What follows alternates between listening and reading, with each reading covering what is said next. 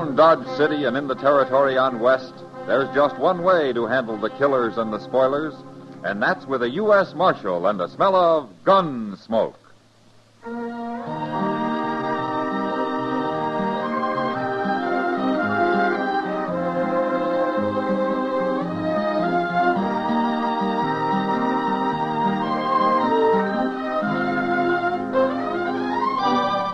Gunsmoke, starring William Conrad. The story of the violence that moved west with young America.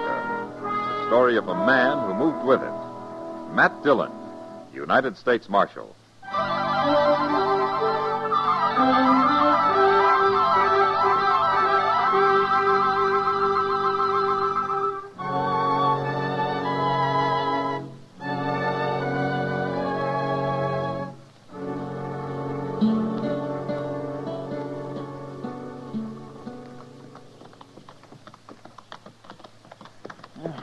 I'm that dry I could fair spit cotton, Mr. Dillon. Oh, you can fill up at the Olive Braganza when we get back to Dodge, Chester.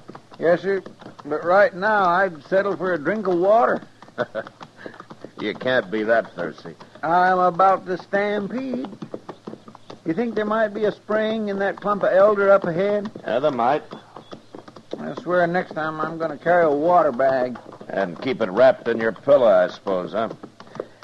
You know, Chester, town life has made you mighty soft. That's far enough. He's got a rifle, Mr. Dillon. Yeah.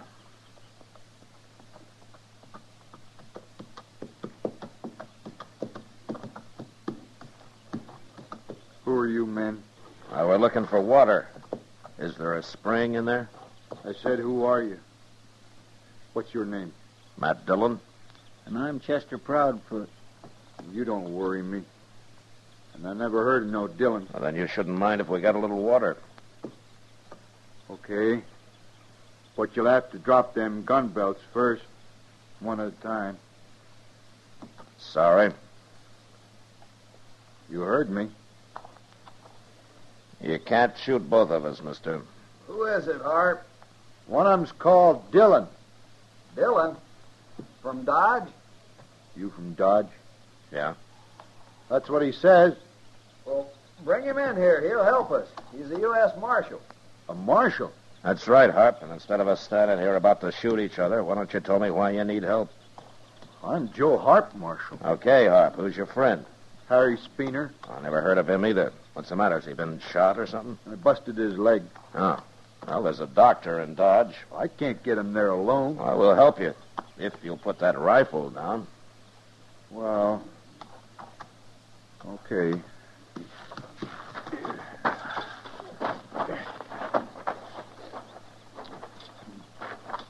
I found him lying out there on the prairie this morning. Horse throwed him, and I drug him into the shade here. You mean you're not traveling with him? No, I just stopped to help. Are you really Marshal Dillon? I am. But, I don't remember you. I ain't never been to Dodge. I heard your name, though. You live around here, Speener? No, I've been working in a saloon down in Tascosa. Wanted to change, so I bought me a horse and rode north. But I shouldn't have come alone. I don't know nothing about horses. I hate them. Well, we better get you into Dodge. I suppose you aim to drag me to Dodge. Well, I've been drug as far as I'm gonna be. Well, I had to get you out of the sun, Speener. You was mighty rough about it. Well, he saved your life, mister. Why shouldn't he save my life? Well, of all the ungrateful, mean-tempered He's people been I like ever... that all day, but I figure it's because his leg hurts him. Of course it hurts. I busted mine once. I know what it feels like. Poor fella. You want to help get him into Dodge, Harp, or you want to keep going? No, Marshal. I'd kind of like to see Dodge anyway. Okay, then let's get busy.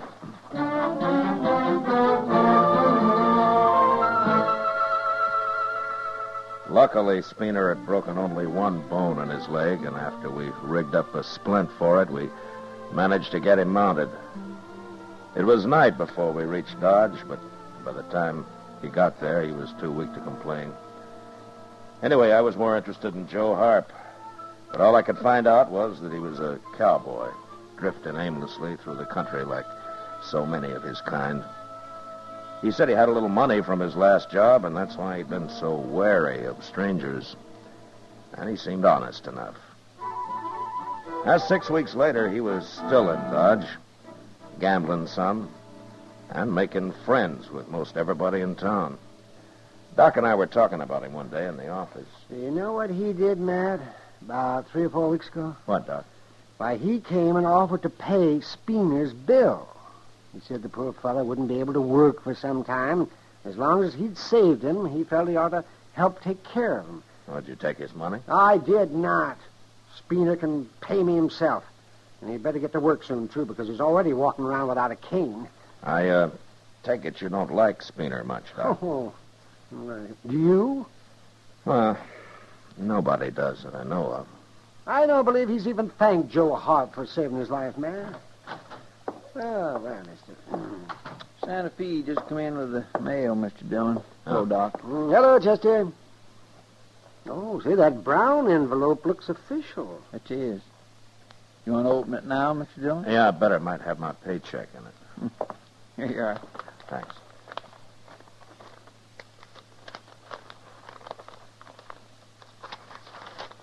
No check. Just some new wanted circulars. What is it? Here, have a look, Chester. Oh, my goodness. Look at that, Doc. Huh? Let me see this. Wanted, dead or alive, reward $500 for bank robbery and murder while escaping. Joseph Harp. Joseph Harp. Age 32, Sandy here. 6 feet tall, blue eyes. That's him, all right. Signed by the sheriff, city of Denver, Colorado Territory. You gonna arrest him, Matt? Can't you pretend you didn't get it or something, Mr. Dillon? You can stay here if you like, Chester. Oh, no, sir. I didn't mean that. All right, then you take the Alafraganza, the Longhorn, and the Oasis. I'll look in this boarding house at the edge of town, then I'll come back to the Texas Trail. Meet me there, if you see him first. Yes, sir. All right, get moving.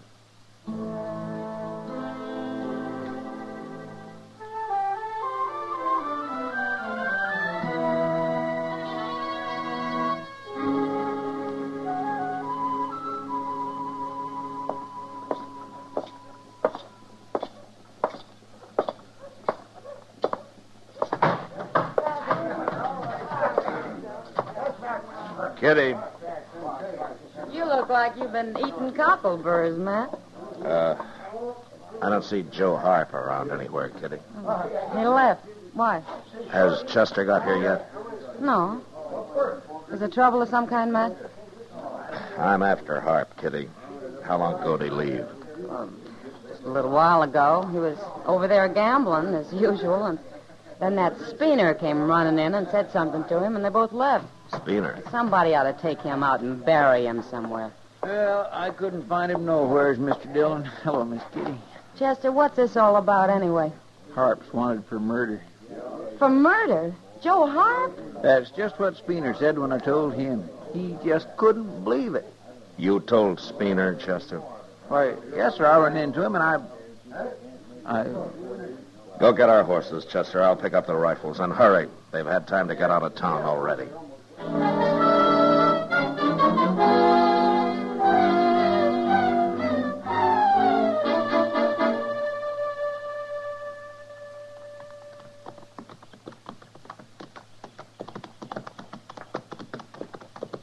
Mr. Dillon. What? I guess I just wasn't thinking when I told Speener about Joe Harp. I didn't know he was going to run off and warn him. Next time I'll send you out with a potato rammed in your mouth. Yes, sir. Oh, I feel so bad. I wish you would. Oh, forget it, Chester. At least it shows Speener isn't as bad as we all thought. I guess he was just waiting for a chance to do Harp a real good turn. Well, he sure did it. Hold it up a minute. Ho. Look. Hello. Why, it's Spooner, Mr. Dillon. He's got his hands up. Yeah. Come on. Get your rifle out, Chester, and keep your eyes open. Yes, sir.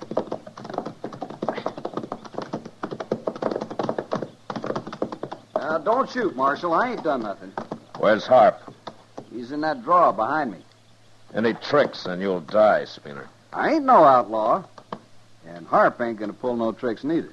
You just follow me, Marshal.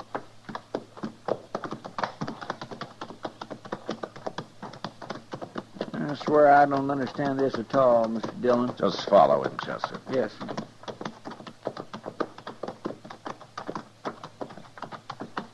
There's his horse. Yeah. And there he is. Oh, he's been hurt. He sure has. Oh. Well, there's your man, Marshal. Did you do this, Spooner? I tried to talk him into giving himself up, but he wouldn't listen. And then he tried to draw on me. Spooner, I can tell from here the way he's lying that you shot him in the back. What difference it make? He's an outlaw, ain't he? Yeah. $500 worth of outlaw, Spooner. If you live to collect it.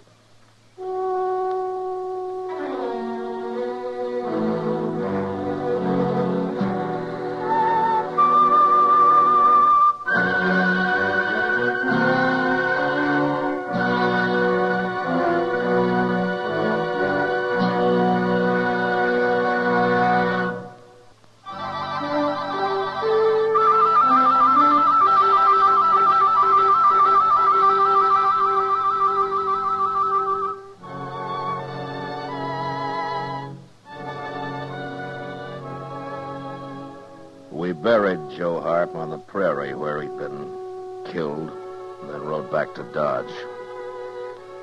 That night, I wrote out a wire to the sheriff in Denver, claiming the reward for Harry Spooner. Then I showed it to Spooner and told him to keep it quiet, and also to stay out of my sight. And he did. About a week later, I had to send Chester to find him and bring him into the office.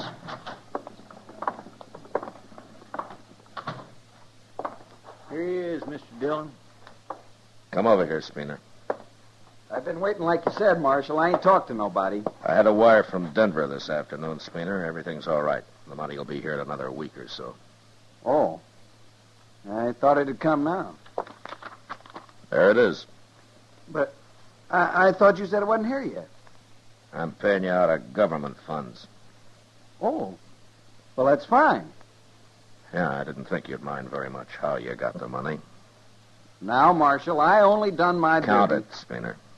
Oh, that's all right. I'm sure it's all here, Marshal. Count it, I said. Yes, sir.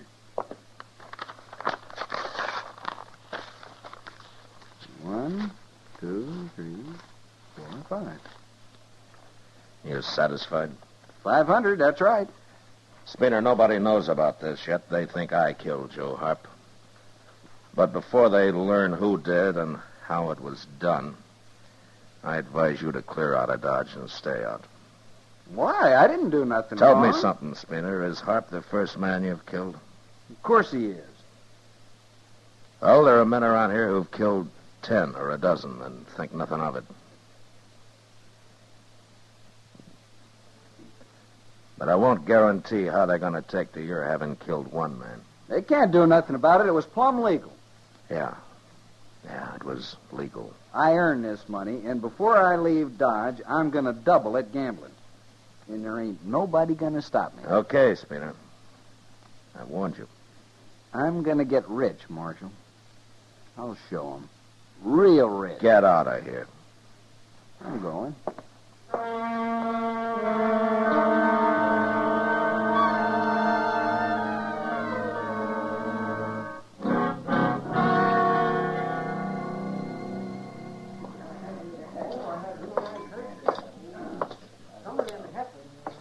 Sit down, Matt. Oh, thanks, Kitty. Drink? No, thanks. Spooner was in. Oh, is that so? He left, though. They closed the game on him when he started bragging about how he got his money. I kind of figured they might. Why'd you keep it such a secret, Matt? What were you protecting him for, that milk-livered little sneak? Now, the law doesn't separate people that way, Kitty. But now that he's been paid and he's been warned about what might happen, he's on his own. Well, I hope somebody does shoot him. Just think, Matt, it was Joe Harp who saved his life. I'd have caught Harp anyway, Kitty. I know. Somehow that's different. Yeah, that's a lot different. You know, Kitty, that's a pretty dress you're wearing. Close your eyes, Matt. What? Close them. Go on. Okay. What's this for? Now, tell me what color this dress is. Well, it's, It's blue, Matt. blue, sure. I was just about to say that. I know. Speaking of colors, look what's coming. What? Oh, it's Spooner. Well, nobody's shot him yet. Never too late? Marshal Dillon? Yeah. Marshal, I just tried to buy a drink over at the Alfregan. And they wouldn't serve you. Good. I'm not talking to you. Marshal, 2 men threatened to kill me right there at the bar. Now, that's funny. What do you mean? Well, most men around here don't waste much time on threats. Marshal, I demand protection. And I won't spend the night hiding in jail either. Okay. And you'll come with me? No. What? I can't protect you any more than I have already, Spooner. But I'll tell you one thing. If you take off your gun, nobody can claim self-defense for shooting you, and I'll have to go after them. If that's any satisfaction for you. Marshal, I'm a citizen, and I demand... Get out of town, Spooner. Get out now.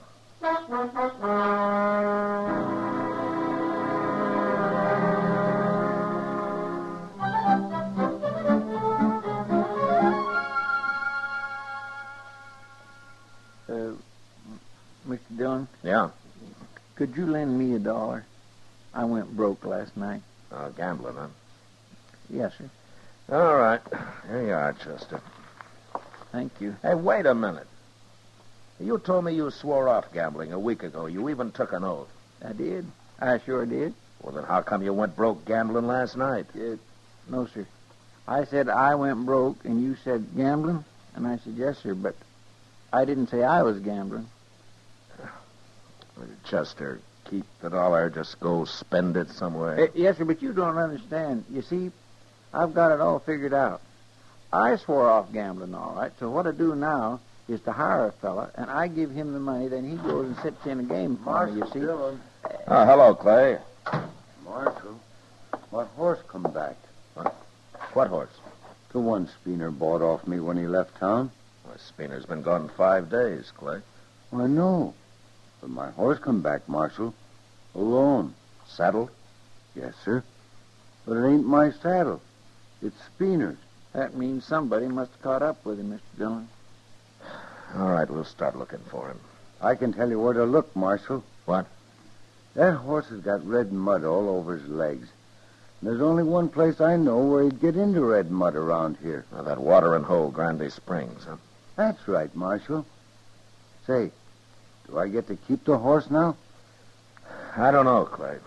I'll tell you when I get back.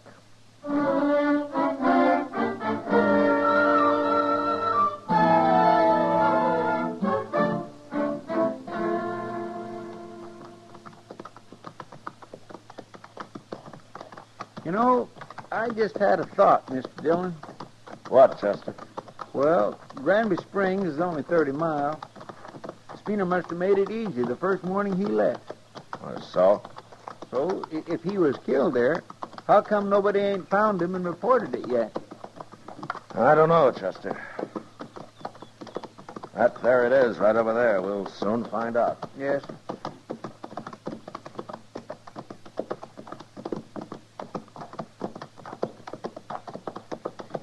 That's him, Mr. Dillon. He sure looks dead. Yeah.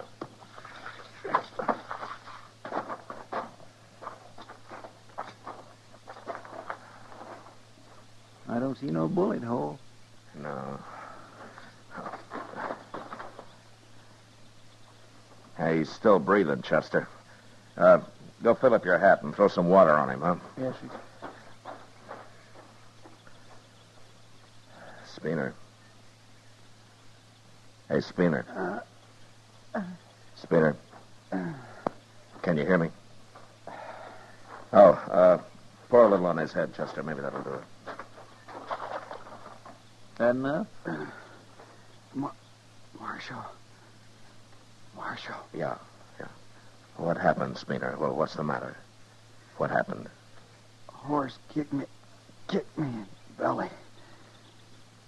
Busted me up inside. I hate horses. Oh, when did this happen?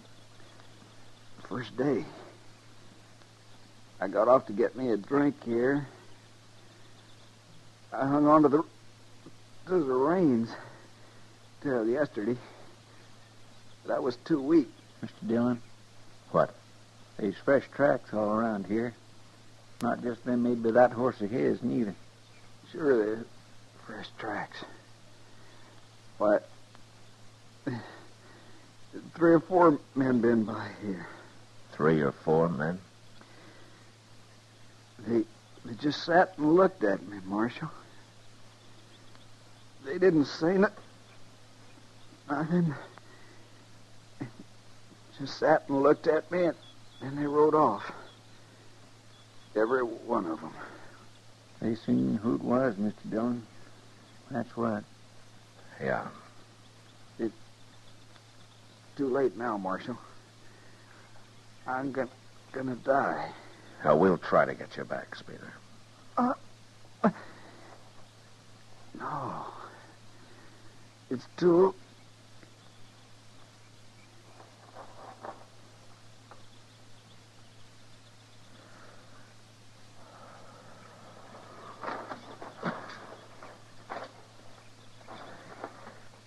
He's dead, Chester. Yes, sir. He wasn't as lucky as when he busted his leg, was he? But you'd think one of them riders might have helped him. You know, except for us, I guess there isn't a man in the country who'd have helped him this time, Chester.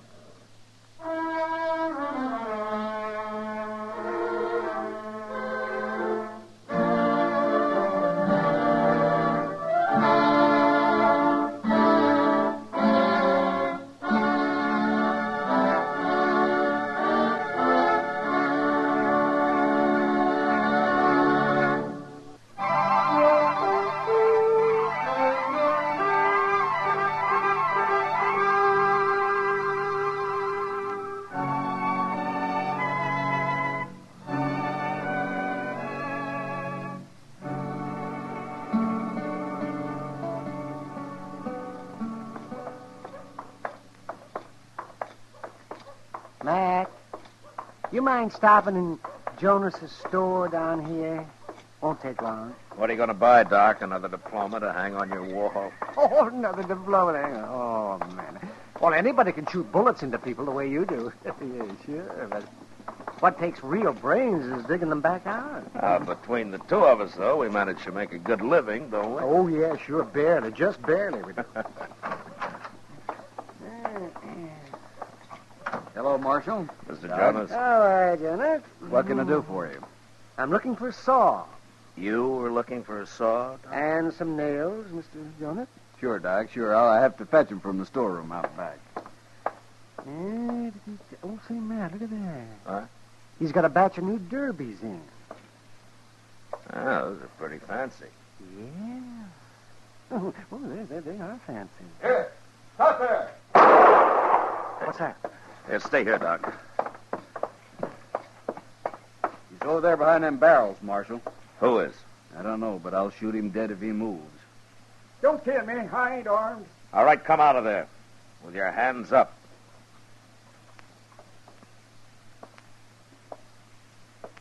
Neil Amber.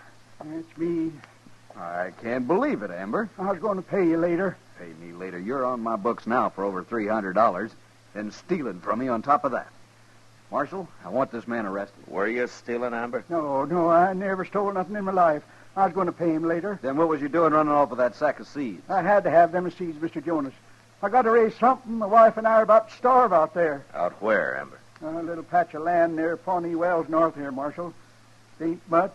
We've had nothing but bad luck. I've been keeping you going for nearly a year, Amber. This is a fine show of gratitude. How can I pay unless I raise something? The man's desperate, Mr. Jonas. But he owes me money too, Matt, but I don't hold with stealing to pay off your debt. I'll pay you, Doc. Someday I will.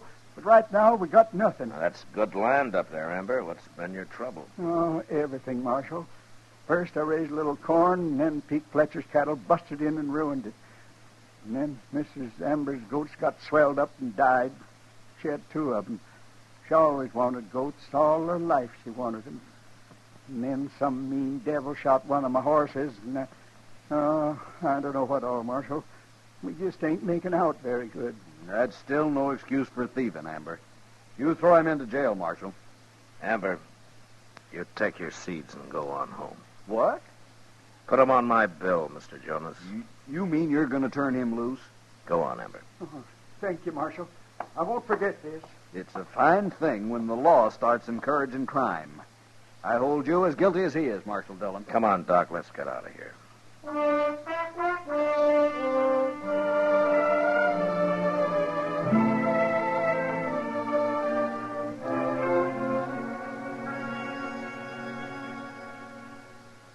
You know something, Mr. Dillon? What, Chester?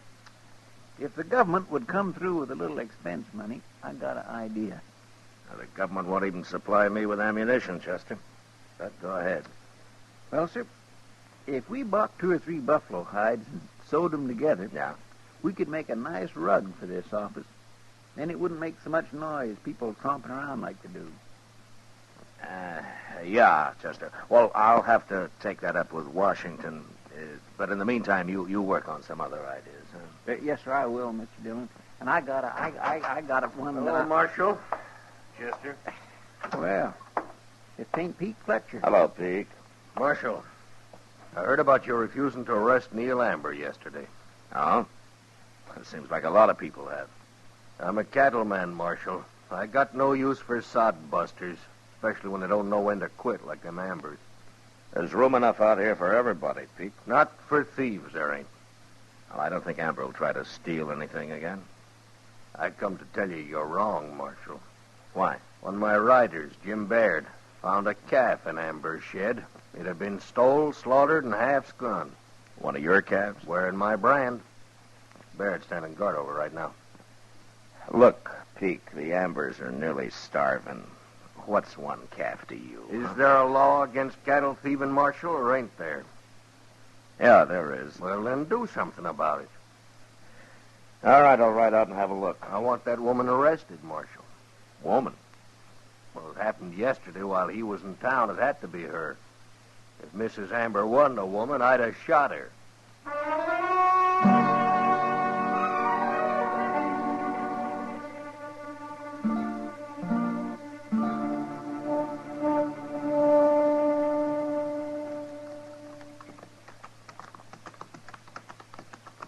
My calf's in the shed right over there, Marshal. I don't see the Ambers around anywhere. Yeah, I told Barrett to make him stay in the house. You had no right to do that, Pete. I got a right to protect my property, ain't I?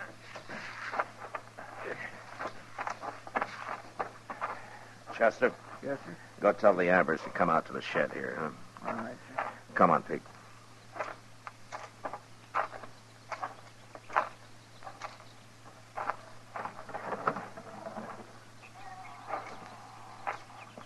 I was thinking you'd never get back, Pete. This here is Marshal Dillon, Baird. Where I come from, we hang cow thieves ourselves. Now, it's been done around here, too, Baird. Good. And the man that headed the last lynching got 25 years in prison. You trying to scare me, Marshal? I hate lynching, Baird. I hate even the talk of it. Now, where's the cat, Pete? Right over here, Marshal. He was trying to butcher it on the ground. The man that hung it up. There's Peke's brand. Right there. I thought I told you Ambers to stay in the house. You're not telling anybody anything, Baird. Hello, Amber. Ma'am? She didn't do this, Marshal. Would you mind telling us about it, Miss Amber? Well, Baird can tell you all you need to know, Marshal. I want to hear what Miss Amber has to say. I feel guilty, Marshal. They made me feel guilty accusing me this way. It's hurt her bad, Marshal. My wife's an honest woman. Now, if you're innocent, you got nothing to worry about, Miss Amber. Now, you tell me what happened. Well, Neil was in town. I come out the shed to get a potato from a dinner. And I seen that little calf lying there. And I was standing here looking at it, and then he come in and grabbed me and said I'd stole it. Marshal is saying that makes me want to die. I tracked that calf here, and I caught her skinning it, Marshal. She's just trying to work on you. Nobody's going to believe a couple of thieves. I know what you're doing, Pete Fletcher, but I ain't leaving this land, not now or ever. You going to arrest her, Marshal? Go on back to the house, ma'am. What? In my whole life, I never done anything wrong. Now I feel I ought to be hung. She'd be better off dead than like this. If she was a man, she would be. That's dead, enough, Amber. Baird. I'm not arresting anybody, Pete. You're calling me and Baird liars, then? I'm saying there isn't enough evidence. Now, you take your calf and get out of here and leave these people alone. All right, Marshal. Next time we ain't coming to the law. We'll handle this ourselves.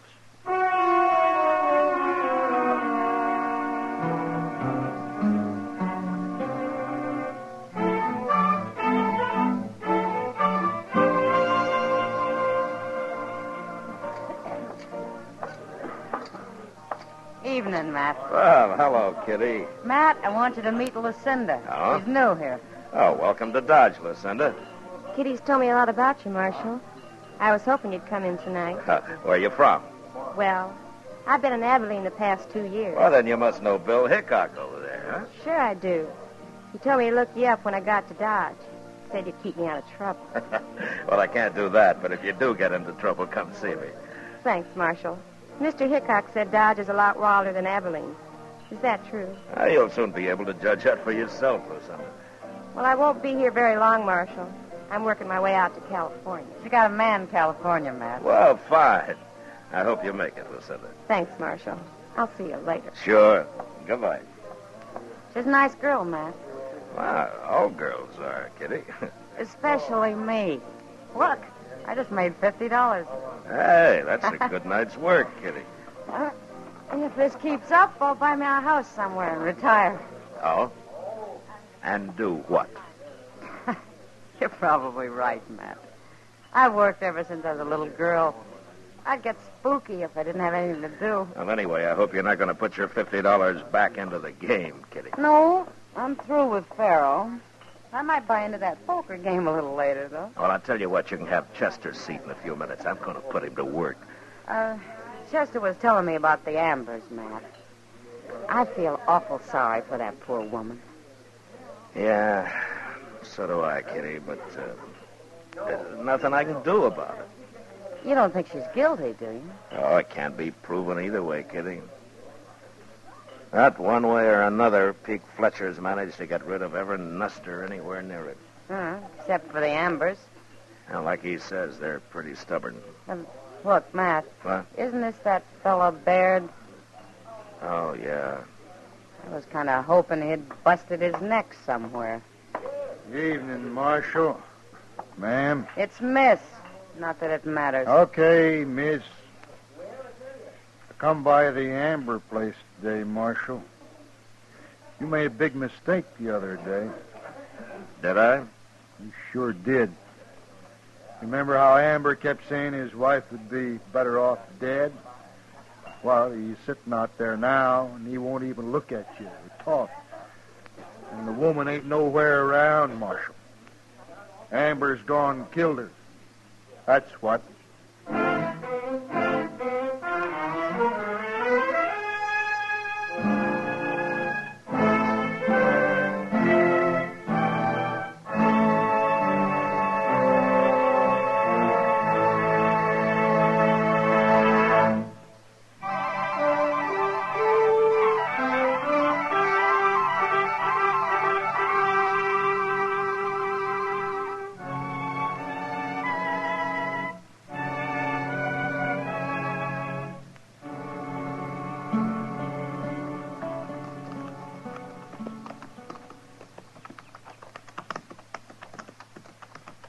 place looks deserted, Mr. Dillon. Yeah, it does. Yeah, maybe Baird was right. Maybe something has happened to Miss Amber. Yeah, maybe. Well, we'll soon find out.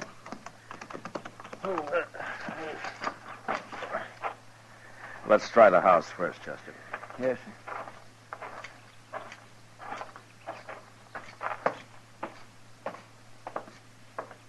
Hey, look. The door's wide open. Yeah. Amber! Hello, is there anybody home? And let's take a look inside, Chester.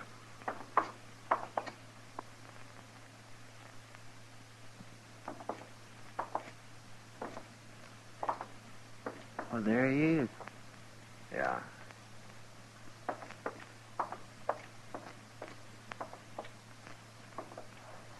Hello, Amber. Are you all right?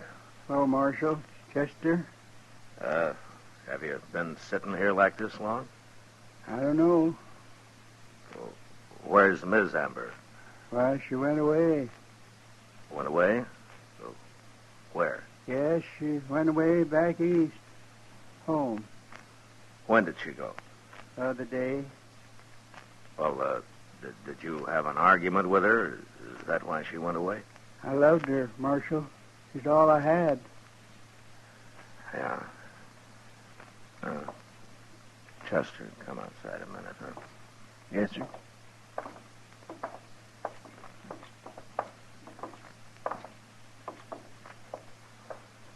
That's Amber's horse down there in the corral, and it's the only one he's got. Hey, by golly, that's right. I'm going back and try to talk to him. You'll take a look around, huh? Take a good look, Chester. Yes, sir, I understand. But I sure hope I don't find nothing. Well, if you do, come in and tell me. Yes, sir, I will.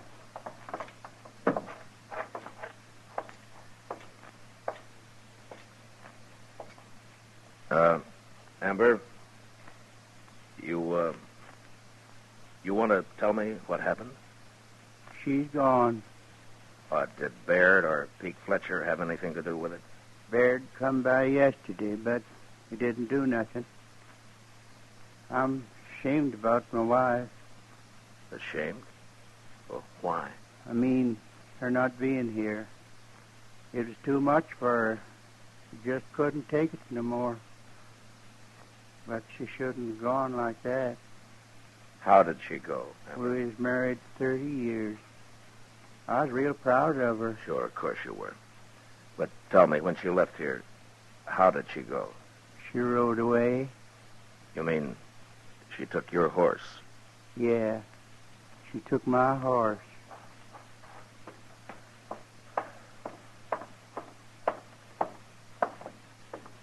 Mr. Dillon? Yeah, did you find anything? Yes, sir. Laying under a blanket right out in the shed. He didn't even bury her. She's been shot, Mr. Dillon. Amber, who shot your wife? I couldn't bury her. I couldn't get that near her yet. Did you shoot her? Tell me. I shot her, Marshal.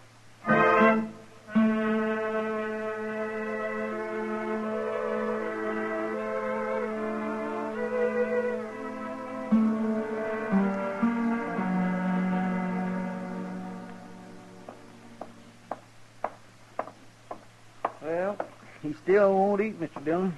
He's going to die of starvation before they hang him. He hasn't been tried yet, Chester. Oh, no, sir. Just keep bringing his meals in. He'll eat sooner or later. Hello, Marshal. Hello, Pete. Baird. I guess you'll believe me next time I tell you something, Marshal, huh? What do you want here? When they going to hang Amber? When and if a judge in a court of law says so, He'll hang. Meantime, I'm going to burn down that house and shed of his before some other nester takes a notion to move into the place. Yeah, you do that, Pete. Yeah, you do that, and I'll throw you in jail. What? You've done enough to Amber, you and Baird. You accusing me of anything direct, Marshal? If I could, I'd have you both tried. Careful what you're saying. Now get out of here. Both of you. Come on, Baird. We've won any way you look at it.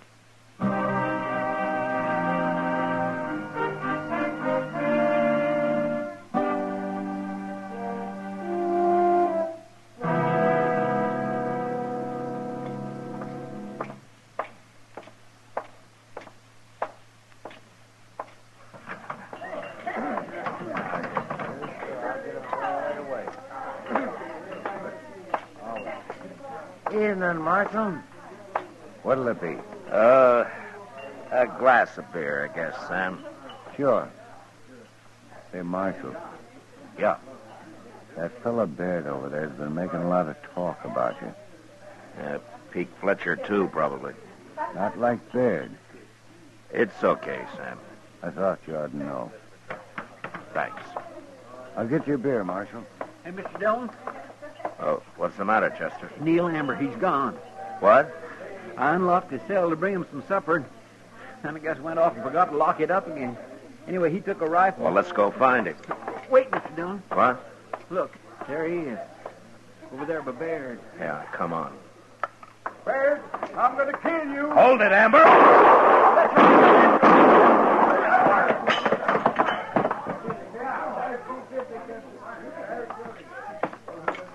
All right, put that gun away, Pete. He killed Baird, Marshal. He was going to kill me. You shoot him again, and I'll kill you. He's unarmed now. I ain't going to shoot him.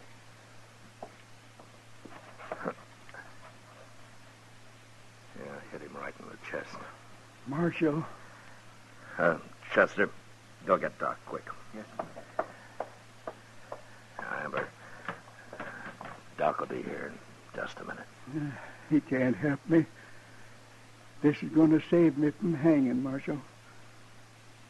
Had it been an even worse disgrace. Worse? What? Worse than what? Come close, Marshal. Yeah. I don't want nobody else to know. But my wife, I didn't shoot her. She killed herself. Is that it? That made me terrible ashamed, Marshal. I'd have hung rather than everybody noted. You won't tell, will you? No. No, Amber, I won't tell. Thank you, Marshal. You've been good to me.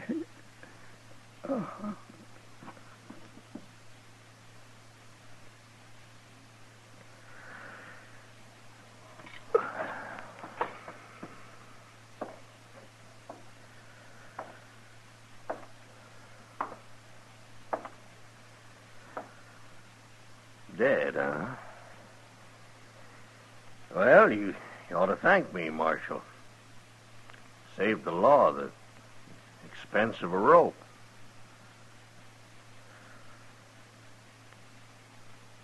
He didn't kill his wife, Peake.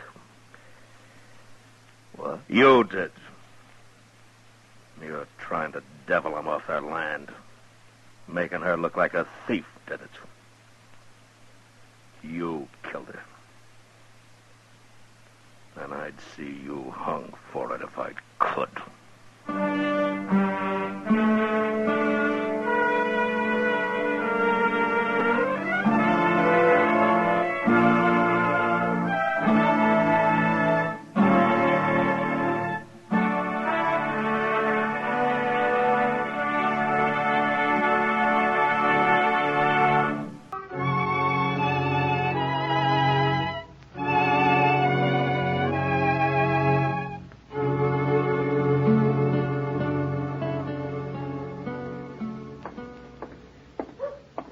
Oh, you call this keeping the peace?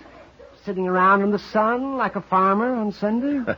Hello, Doc. Oh, it wish I was a U.S. Marshal. Get paid whether you work or not. What's the matter, Doc? Lose a couple of patients last night?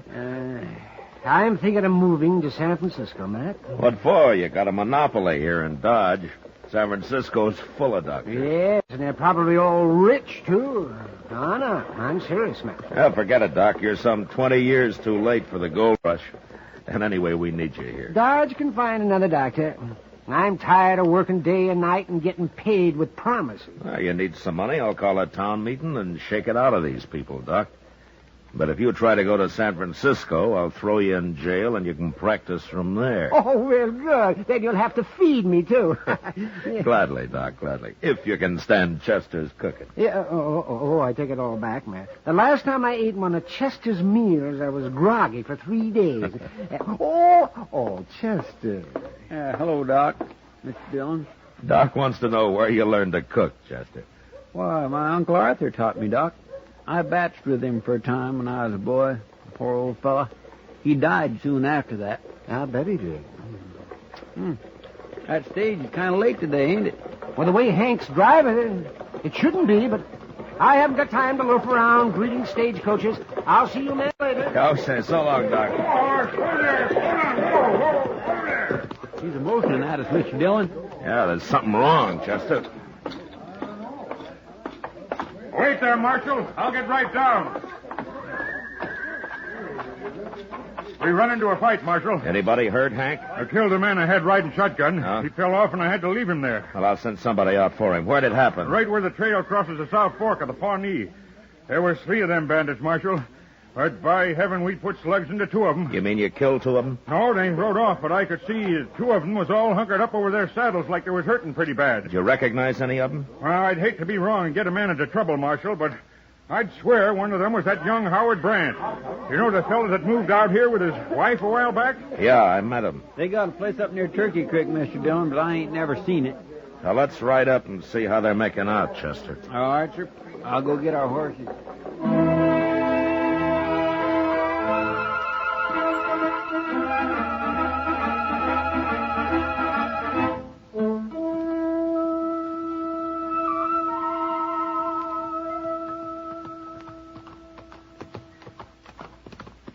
I met Howard Brandt when he first come out here, Mr. Dillon. He sure didn't seem like no bandit to me. Real gentle, easy-going fella. That's like a horse that won't buck when you first get on him, Chester. He's waiting to come loose when you least expect it. Yes, sir. Hey, there's Miss Brandt now. She must have seen us coming. Yeah. All right. Oh.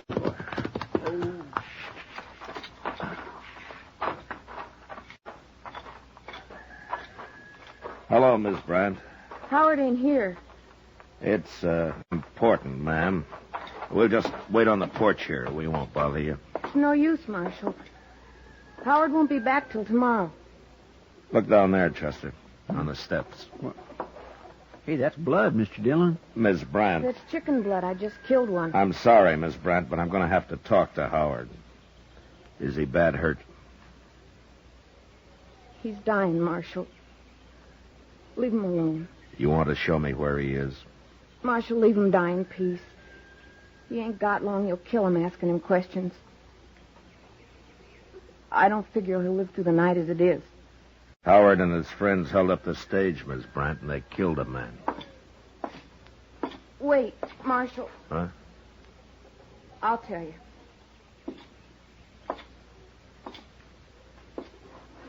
All right. Jed Butler planned it all.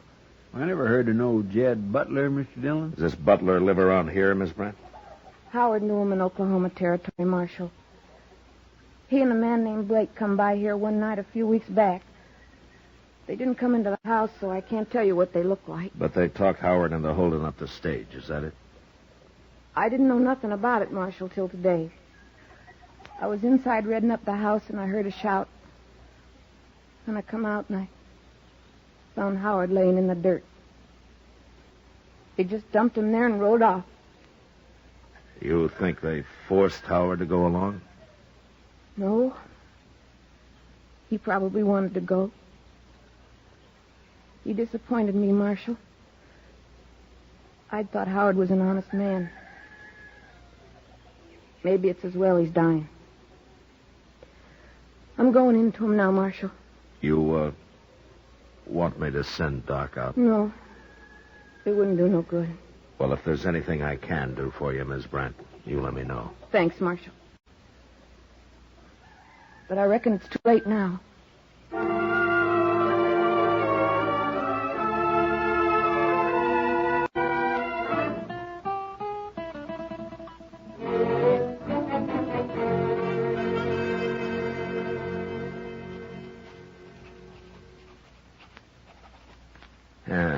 There.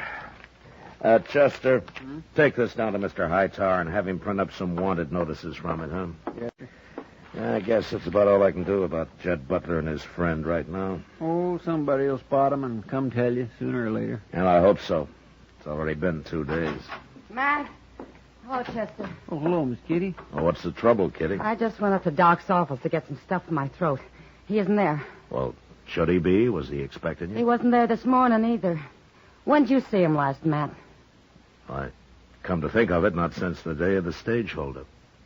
Why? I was with him that night, Matt. He came into the Texas Trail real late. Yeah? We were sitting there talking, and some kid brought him a message.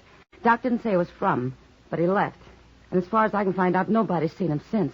Hey, by golly, Mr. Dillon, she's right. I ain't seen Doc neither. That was 2 days ago, Matt. Well, sometimes Doc's out on a call longer than that. You're trying to fool yourself, Matt. Yeah, I guess I am. I heard about 2 of those bandits being shot. Well, it sure couldn't have been Miss Brand who come for Doc. No. You mean one of those men was Howard Brandt? Well, they left him at his house. I didn't see him, but I believe Miss Brant. And he probably died last night. I feel sorrier for her than him. I guess I do too, Kitty. But what about Doc, Matt? What are you going to do? Well, Kitty, if I knew where those men are, I'd have gone after him before now. They're holding him. They might even kill him. Look, Kitty, I can't go out and ride around on the prairie hoping to bump into him somewhere. If anything happens to Doc, I'll go after those men myself, Matt. Well, maybe they'll just turn him loose when he's through doctoring the men. I wish I could believe that. Yeah. Yeah, so do I.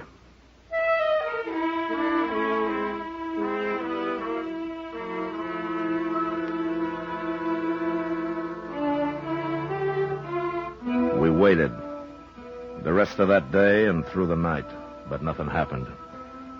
The next morning, however, I was walking down to the office when I saw Ms. Brandt drive by in a wagon. I waved, but she went on past me without a sign. And as she did, I noticed a figure lying in the back of the wagon wrapped in a blanket. As I watched her drive down the street and on out of town, I realized she must be headed for Boot Hill. I got Chester, and we followed her out to the burying ground. She had stopped and was taking a shovel out of the wagon when we walked up to her. I don't need no help, Marshal. The ground's hard, Miss Brandt. We'll dig a hole for you. Leave me be. He's my man, and I'll bury him myself. Right where he deserves. Among the rest of these murderers and outlaws. What are you looking at, Marshal? Your face? What happened to you? Shows, does it? Yeah. Jed Butler did that, Marshal. He came by yesterday. Knocked me around some. He did? What for? Where is he? I was going to come tell you. Once I got Howard buried. Well, tell me now. He's got Doc with him. At least I think he has. Doc was there all tied up, sitting on a horse. He didn't say nothing. Butler said he'd shoot him if he did. Why'd he beat you? What'd he want? He wanted to know if you'd been around. And if we'd told you anything. Howard was still alive, Marshal. I don't know how he lived so long. But he died after Butler got to shaking him and slapping him. What did you tell him? Nothing. That's why he beat me. Well, at least we know for sure he's got Doc with him, Mr. Dillon. Yeah, but we're no closer to finding him. You sure you won't let us help bury Howard, ma'am? I kind of wish you would now, Marshal. I'm just about wore out.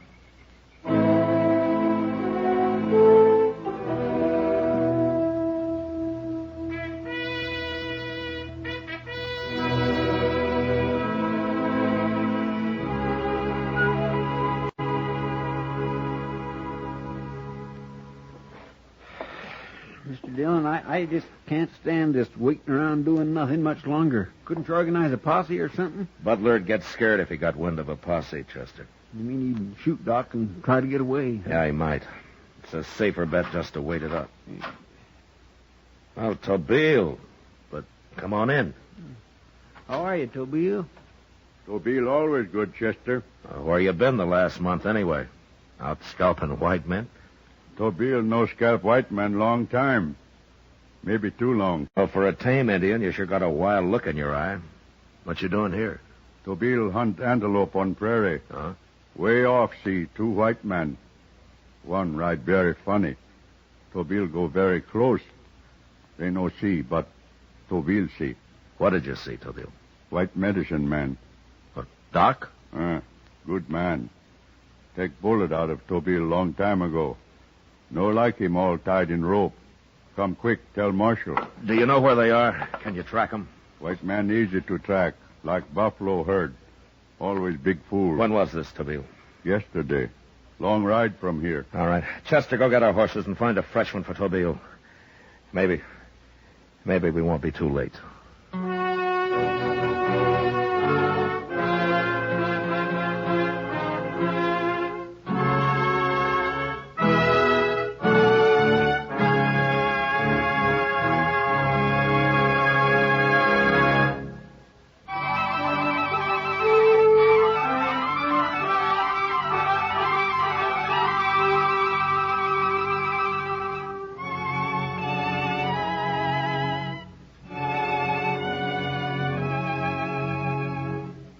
It was 60 miles to where Tobile had seen Doc and Jed Butler, but we rode hard and covered it in a very few hours.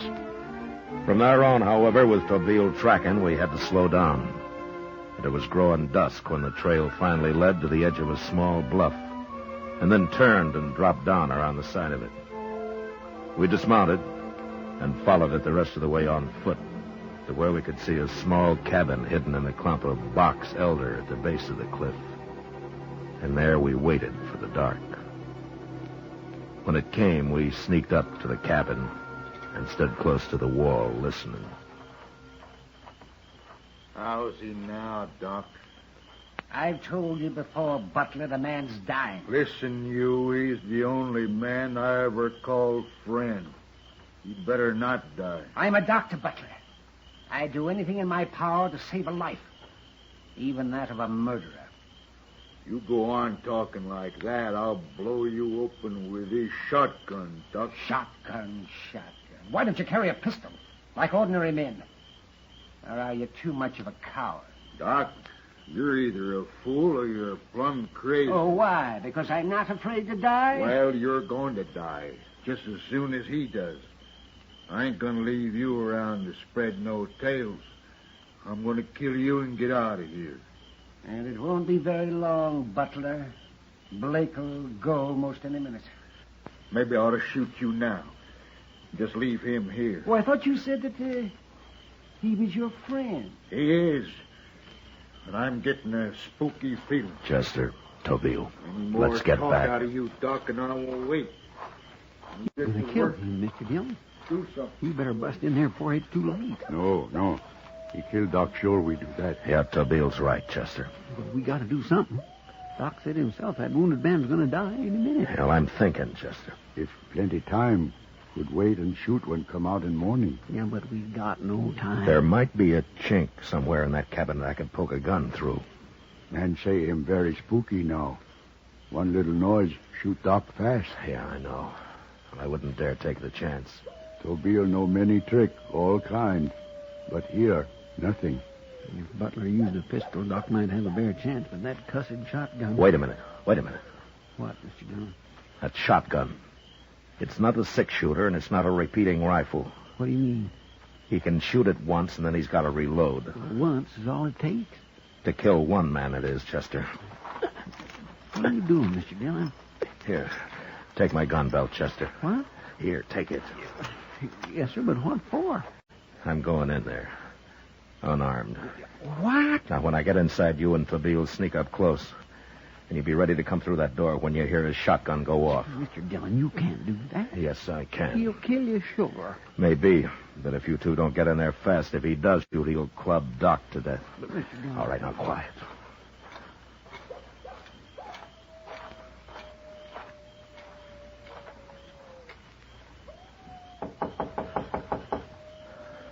Who's that? Get over by the door, Doc. Oh, don't open it yet. Doc Adams is standing by that door. I got a shotgun aimed at his back. Now, who is it? I'm unarmed. Open the door. I'll come in with my hands in front of me. All right. Open it, Doc. Any tricks, I'll shoot Doc. Go ahead, Doc. Hello, Doc. Matt? He's unarmed, Butler. And get in here and close that door.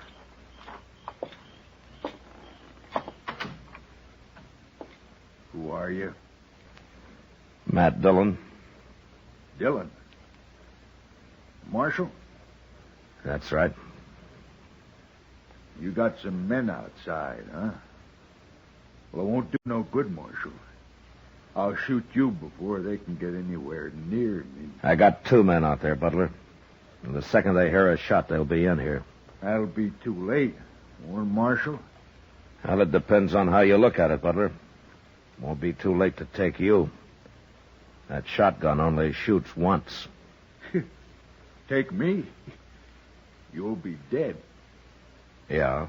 Matt, you shouldn't have done this. Why not, Doc? Well, it's bad enough me getting killed. He can only kill one of us, Doc. If he shoots me, Tabeel and Chester will get him. And if he shoots you, I'll kill him with my bare hands. You got it all figured. Ain't you, Marshal? Yeah? Well, I'd rather kill a U.S. Marshal than a doctor any day. You know that? Matt, he's right. You should have stayed outside. And stand there waiting for him to shoot you? No, I wouldn't like that much, Doc. Well, maybe you shoot me anyway. Maybe. But at least there's some kind of a chance now. Shut up a minute, you two. Shut up. I don't quite figure this. No? No. You mean you come in here knowing I'll probably kill you rather than Doc? Is that right? Yes, Butler, that's right. Yes, that's what he did. Why? Well, no reason, Butler. No reason at all, except we're friends, I guess. Just something like that. What's being friends got to do with it? You wouldn't understand, Butler. You no good, filthy, rotten scum. He's willing to die for you, ain't he? I never heard of nothing like that. And him, Marshal, and everything, willing to die. That's your friend, Butler. I better take a look at him.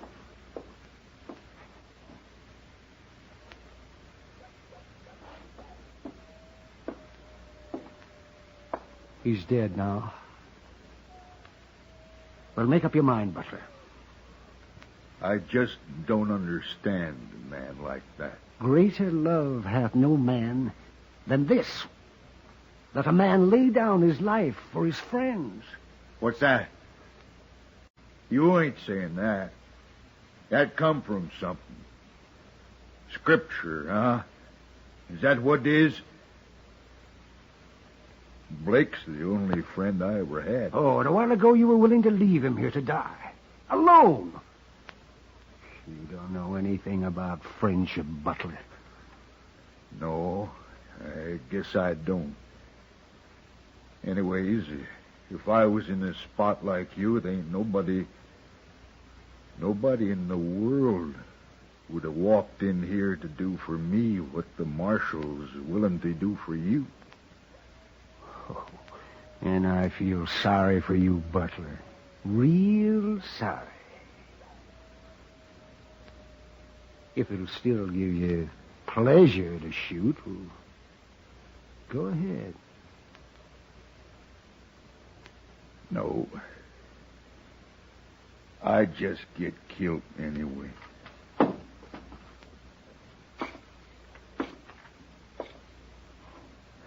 All right, give me the gun, Butler.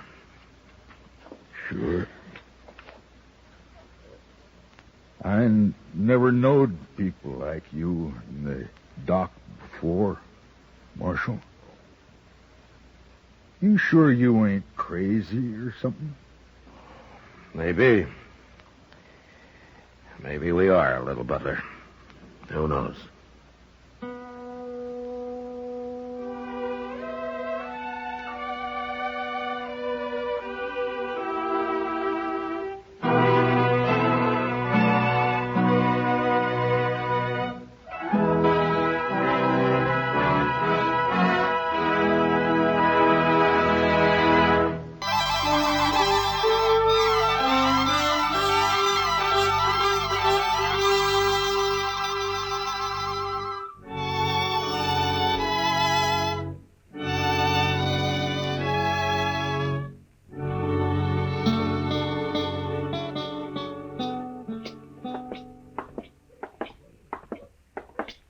Mr. Dillon, would you mind stopping at the Alfraganza here for a minute?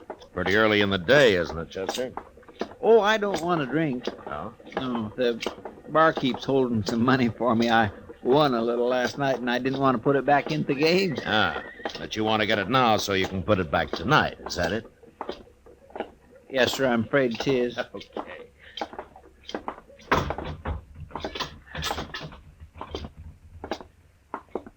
Mike? Come for your money, Chester? Yep. Hello there, Marshal Dillon. How are you, Mike? Well, here you are, Chester. 3, 4, 5, 6. Thanks, Mike. Here. Buy yourself a drink. Yeah, I sure will. See you tonight, Chester. Sure. Excuse me. Yeah. I heard the bartender call you Marshal Dillon. Well, that's right. I got something to tell you, Marshal. Go ahead. It's important. Well, okay. You're going to die, Marshal. Who are you, mister? Wilbur Hawkins. I'm a whiskey drummer. First time I've been to Dodge, though. I worked around St. Louis till they sent me out here. Liked it better in St. Louis. There are lots of important people there. Wait a minute. What are you talking about? You're going to die, Marshal. I heard them saying so. You heard who saying so? Well, I don't know their names. It was dark, and they weren't there long. I didn't dare say anything, or they'd have known I was listening. And then, of course, I'd never heard of you till just now, that is. You're not making much sense, mister. Oh, it makes sense, all right. You see, I rode the Santa Fe out here from St. Louis, and one night I was all wrapped up trying to sleep, and these two men came by and stood there in the aisle. One gave the other $300. He said it was to kill Marshal Dillon, but he didn't say where. So, of course, I didn't know till just now. Is that all you know about it, Mr. Hawkins? Yeah, that's all, Marshal. I've done my duty now. I'll be going. Goodbye. Well, what do you make of that, Mr. Dillon? I don't know, Chester. He acts so crazy like I don't know whether to believe him or not. No. But I suppose we'll find out soon enough. The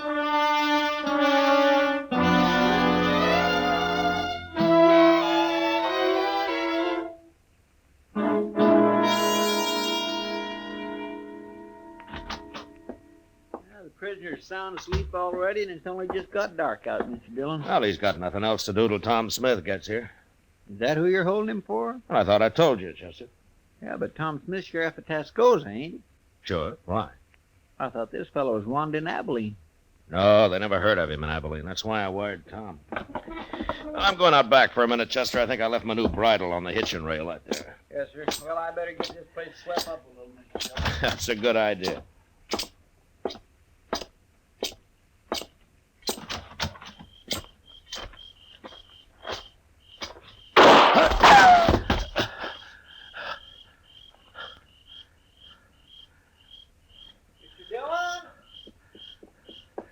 Stay there, Chester. Stay there.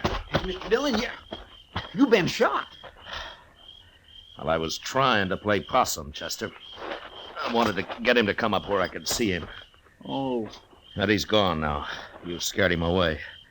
He ran down the alley there. Oh, he'll be lost in the crowd, but now... Oh, I'm sorry. Well, it doesn't matter, Chester. What? He probably thinks I'm dead. So I'll just go on playing possum. How do you mean? Come on, let's go up to Doc's office. I'll tell you there.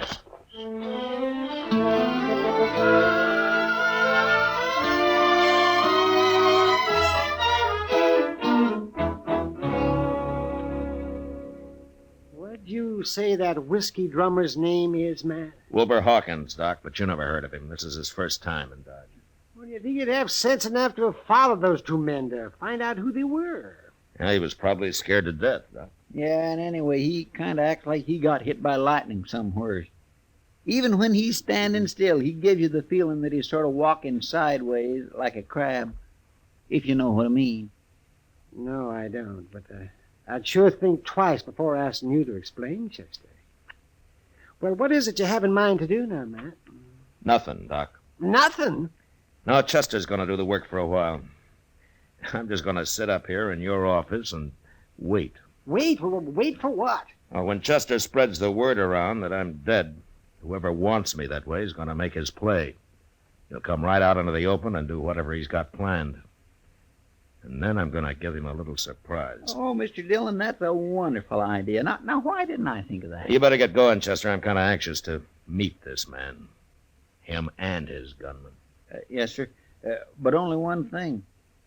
Ain't the boys likely to run a little wild when they hear you're not around to keep the lid on things? Yeah, they might. But we'll have to take the chance. Okay, sir. I'll get started.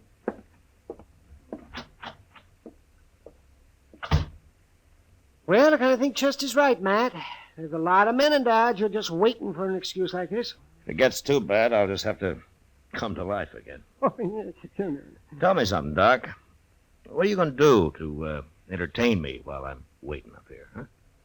Say, I never thought about that. I suppose I got to feed you, too. You'd be a mighty poor host if you didn't. Well, how long do you figure on staying here, anyway? I don't know, Doc, but I don't think it'll be very long. Huh. You want to play a little cribbage, or would you rather fix supper first? Well, you're the first dead man I ever saw with an appetite. Well, I'll go get the cribbage board, but I'm making no promises about supper.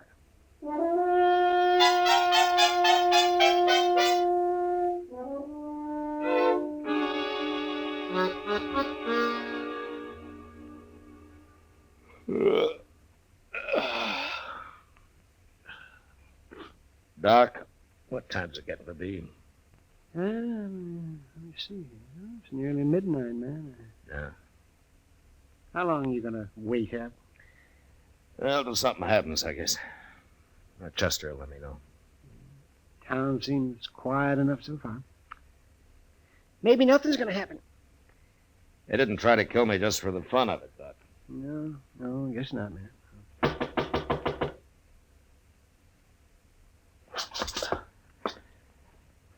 All right, answer, Doc. After I get to the back room. Maybe it's a patient. I'll be holding a gun on him anyway. I'm coming. Kitty, what are you doing here this time of night? I might tell you if you ask me in, Doc. Well, of course. Come in. Where's the corpse, Doc? What's that? The body. I expected to find him all laid out. Oh, you mean Matt? You, don't seem too upset about the corpse, Kitty. Oh, all that talk didn't fool me. Just didn't make sense, Chester, running around telling everybody you've been killed. No, why not? I know Chester too well. If you were dead, he wouldn't be acting like that. No, I guess he wouldn't. Where is he, anyway? I haven't seen him for a couple of hours, but most everybody else believes it, Matt. Now they do, huh? Mm-hmm. Good. I don't know what you're up to, but I figure someone's been trying to kill you. Is that right? Yeah? Ambush, Kitty. That's not the way he's telling it, Matt. Not the way who's telling it. I never saw him before, but there's a man standing at the bar of the Texas Trail bragging about outdrawing you. You mean he's admitting he killed me? I kind of thought you'd like to know. That's him, Matt. This is what you've been waiting for. Is there anybody with him, Kitty? No, he's alone as far as I know. Anyway, you better come to life again, Matt. There's going to be trouble if you don't. There hasn't been any trouble yet, has there? No, but they're working themselves up to it. Yeah. Well, maybe I better not wait any longer. But I'd like to take that gunman's employer along with me, though. You can find out who it is, Matt. Beat it out of him. You better come with me, Kitty, so you can point this man out. Yeah. And you take cover in case he wants to fight. Any man who's coward enough to shoot you in the dark isn't going to face you now, Matt. Yeah, maybe not, Doc, but you never know.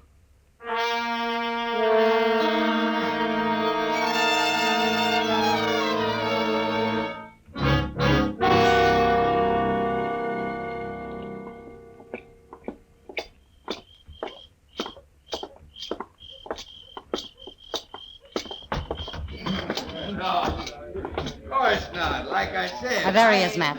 Tall fella in a black hat. He's kind of drunk. Okay, Kitty. I was just waiting for You wait outside while I see how he's going to behave. Okay, Matt. Good luck. Thanks.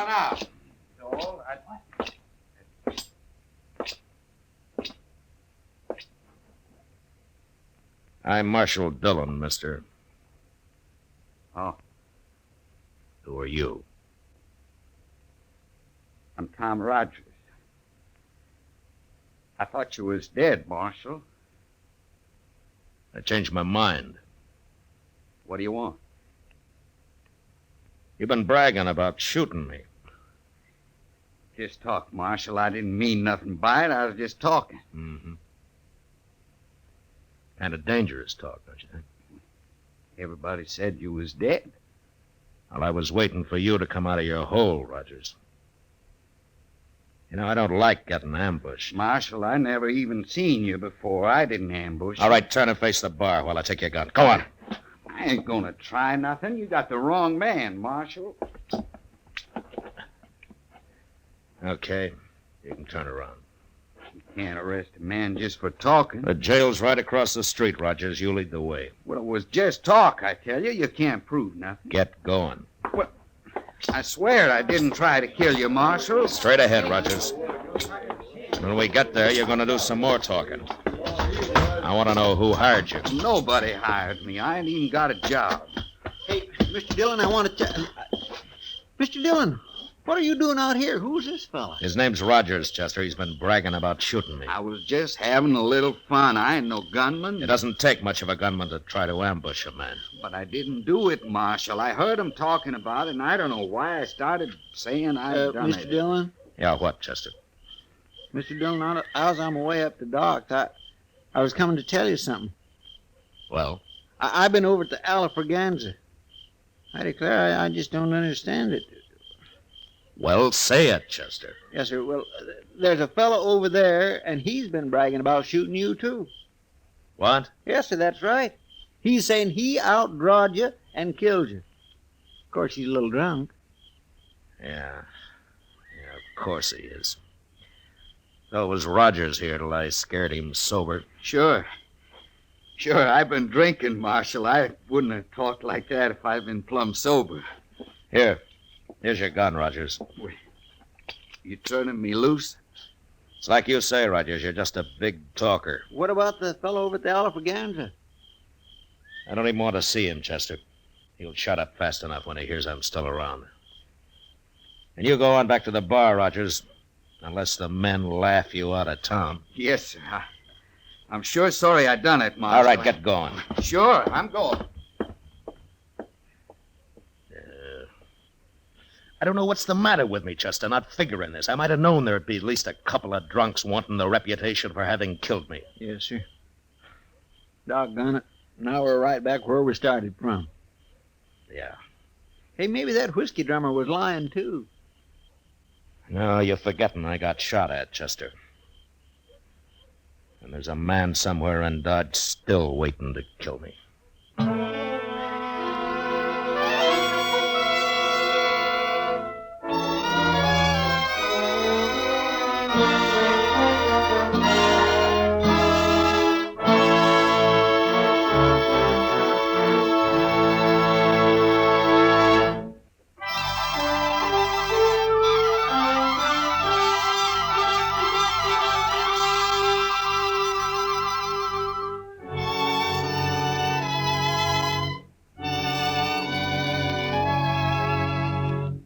It wears a man down, living from day to day, waiting for a bullet in the back, and not knowing who to expect it from or when. Makes you feel kind of helpless. And before long, in spite of everything you try to do to stop it, you get kind of spooky. And you start shying at the most ordinary noise, especially if it comes from behind you. No way to stay alive, because this is the one time you need to be as calm and clear as you've ever been in your life. Well, I had a week of it, and nothing happened. Until Chester came into the office one day with a telegram from Sheriff Tom Smith at Tascosa. I thought I'd better get right over here at this, Mr. Dillon. Might be important. Now, you told me it was from Tom Smith, Chester. Yes, sir. It is. Well, if you know that, how come you don't know what the message is? Oh, well, I didn't read it too close, Mr. Dillon. Here. Thanks. He's coming for his prisoner. He'll be here on the stage. Day after tomorrow, the way I figure it. Now, anything else? What? Well, is that all it says here? Yes, sir, that's all. Well, there's just one thing you missed, Chester. What's that? The date it was sent. It got delayed somewhere along the line. Tom's due in today. He is? Yeah, what time is it? About noon, I guess. Well, that stage ought to be here right now. Come on, let's go see. All right, sir.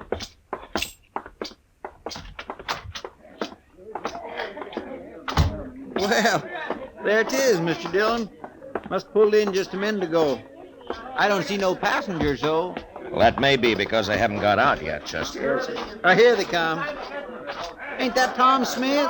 Yeah, that's him. Who's that other fella? He looks kind of familiar. Now, that's Wilbur Hawkins, Chester, that little whiskey drummer. Oh, yes. Well, now, I've been wondering where he's been. Matt Dillon. Hello, Tom. Hey, how are you, Matt? Hello, Chester. Hello, Mr. Smith. Well, I'm sure glad that trip's over. Next time I'll come horseback. The stage is easier when you're taking a prisoner back, though. Yeah, I guess you're right at that, Matt. And I hope you still got him. I'd hate to make this trip for nothing. Oh, he's there. Anytime you want him. Hey, where's Wilbur Hawkins going? Ain't he even going to say hello? You know that little fella? Oh, yeah, we know him. He told me he's staying at the Dodge house. Crazy talkingest man I ever run into.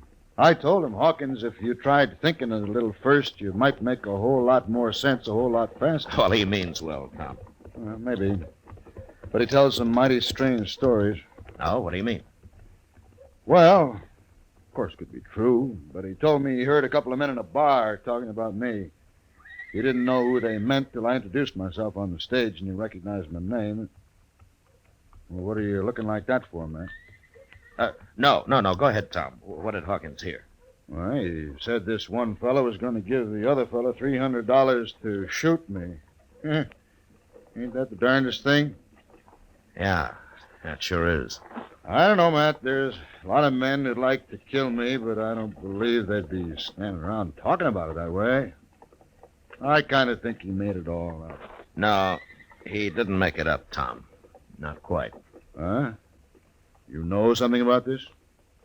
You mean someone is out to shoot me? Yeah. Who? I'll tell you about it on the way over to the Dodge house.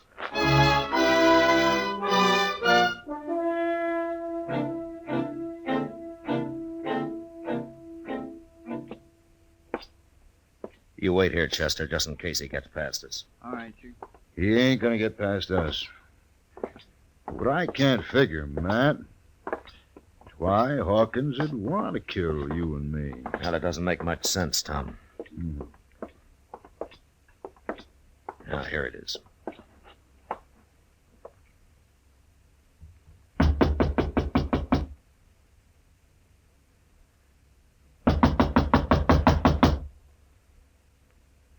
Who is it? It's Tom Smith and Matt Dillon, Hawkins. What are you doing here? We want to talk to you. Open up, Hawkins. Tom, get out of the way. Yeah.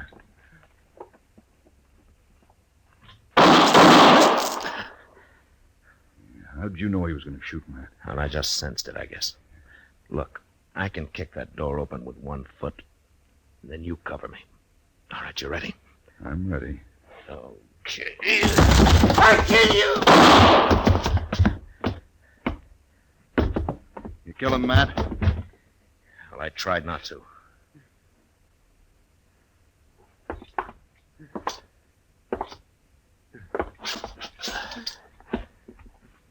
Hawkins. You hit me. Now, I'm going to die. I had to shoot Hawkins. But why did you want to kill us? Smith and me. A lot of people want to. I hear them saying. Nobody said nothing. You made all that up, Hawkins. You took a shot at me last week, didn't you, Hawkins? Didn't you? No, dying. I can't kill anybody now. Why? Why did you want to, Hawkins? Tell me. I killed other men. Important men. I told them about it first. And then I killed them. But why, Hawkins? I don't know. I had to. I had to do it. Die.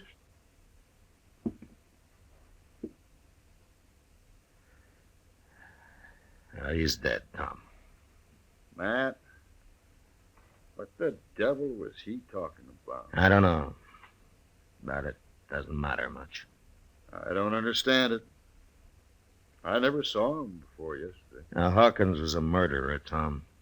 The kind that doesn't need any particular reason. Nobody will ever know why he did what he did. Yeah, he was crazy, if you like. Sure was crazy. You think he's done a lot of killing, Matt? Yeah, probably. That's the most dangerous kind of man there is, Tom. A murderer with no reason at all.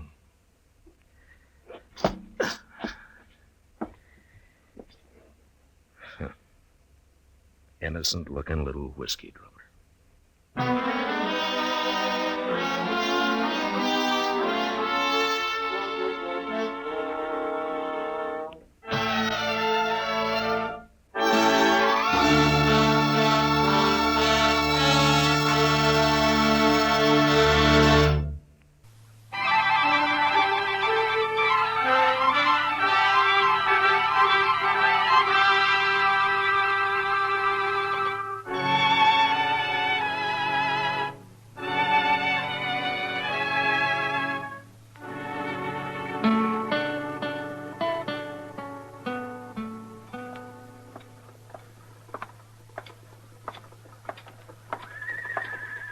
Mr. Dillon.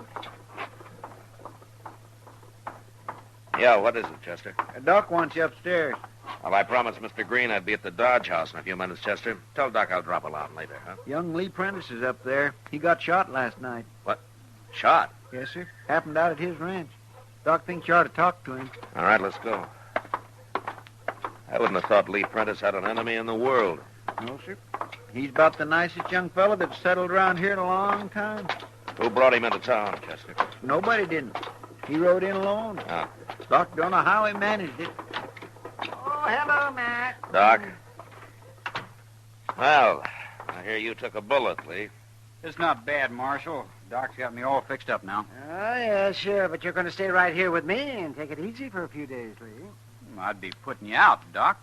Oh, yes, of course. It'll be a nuisance, but I'll manage somehow. How did it happen, Lee? Did you get in a fight? I didn't even see him, Marshal. It was still dark this morning, and I was going out after my horses. And then a bullet knocked me down. That's all I know. I did an awful lot of shooting the next few minutes, and whoever it was run off. Yeah. Would it be any particular man, Lee? I'd tell you if I knew, Marshal. I don't want any trouble. All right, I believe you. Oh, man, it's a downright shame when a young fella like Lee comes to Dodge and in 1 year makes as many friends as he has and then gets shot down by some murderer. Now, you're going to find out who did that. I don't have much to go on, Doc. In fact, I don't have anything. Well, I don't care. You got to do something. Now, Like what? Well, what do you mean? I'm not a lawman. How do I know? Well, there's one thing, Doc, and you too, Chester. What, Mr. Dillon? Don't say anything about where Lee is. Whoever did this is probably still around. Well, you mean he might come up here and try to finish him off?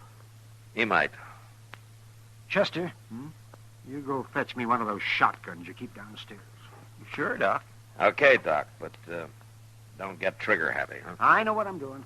Doc, Marshal, I'm sure sorry for all the trouble I'm causing. It's no trouble, Lee. Oh, it's no trouble. Oh, all right, Matt. You go find him something to eat later this afternoon and bring it up here. A nice, say, roast chicken. That'd be just about right. Sure, Doc. I'll be glad to. Gee, I'd... See you later, Lee. Come on, Chester.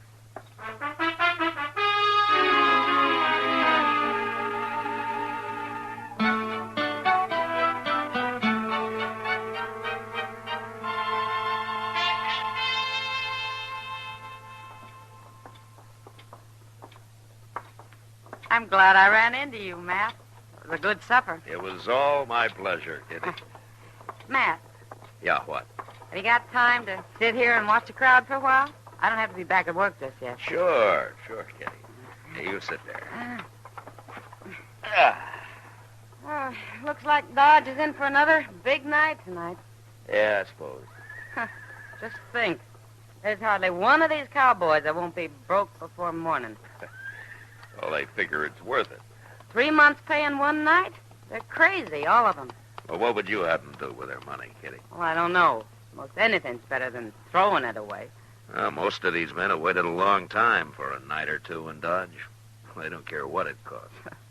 There's only one cowboy I ever knew who showed any sense. Oh? That must be quite a fella for you to say that, Kitty. Well, you know who I mean, Matt. Young Lee Prentice. Oh.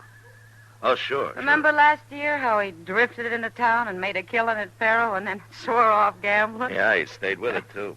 I never heard of his going near a game since. Oh, he hasn't. Took his money and put it in that little ranch of his. You gotta admire the boy. Yeah, Lee's all right. He's sure a lot different from the rest of these saddle bums. I wonder where he's been lately. He usually comes to town every day or so. Well, Kitty, I'll tell you, Lee's up at Doc's. At Doc's? Then he is in town. Oh, he's been there for a couple of days. Well, what's the matter? Is he sick or something? No, he's not sick. Oh, wait a minute, Matt. Hey, mister. Yeah, you. Come here. What do you want? I'm Kitty, remember? Yeah, I remember. Well, you don't act like it. You must have been drunker than I thought. I'm in a hurry, Kitty. Well, go on then. I won't tell you. Tell me what? You remember asking me last night if I know anything about Lee Prentice? Did I? You really were drunk. But if you're still interested, Marshal Dillon here just told me he's up at Doc Adams. Oh. Well, I don't need him now. Bye. Oh, just a minute, mister. You're a stranger in Dodge, huh? I'll talk to you later, Marshal. Not now. What do you mean, later? After I've done what I come here for. What's your name, mister? Jake Harbin. You look like a gunman to me. Why are you looking for Lee Prentice? All right, Marshal, if you're so nosy, I'll tell you. I'm going to kill him. No, you're not. You can't stop me. Jake, Harbin, huh? What'd you hit him for, Matt? What's this all about? I don't know, Kitty. But maybe I'll find out when he comes to. In jail.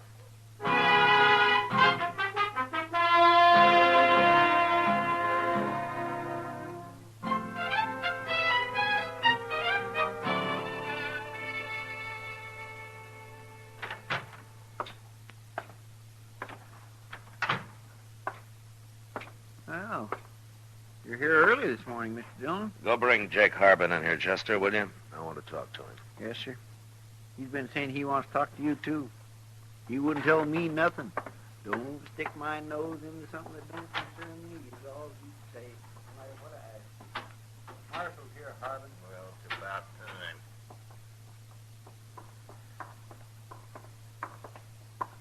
Here he is, Mr. Dillon. Come over here, Harbin. You'd have saved yourself a lot of trouble if you'd have stayed around here last night, Marshal. What do you mean by cold cocking a man throwing him in jail? Where you from, Harbin? Baker City.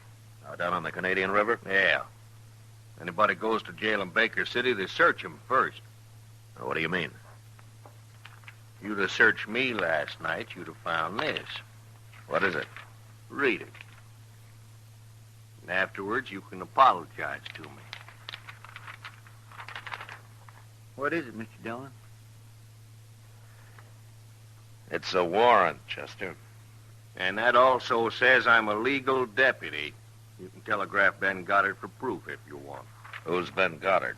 He's the sheriff at Baker City. That's all legal, Marshal. Yeah, but who's the warrant for, Mr. Dillon? Lee Prentice, Chester. For murder. They want him dead or alive.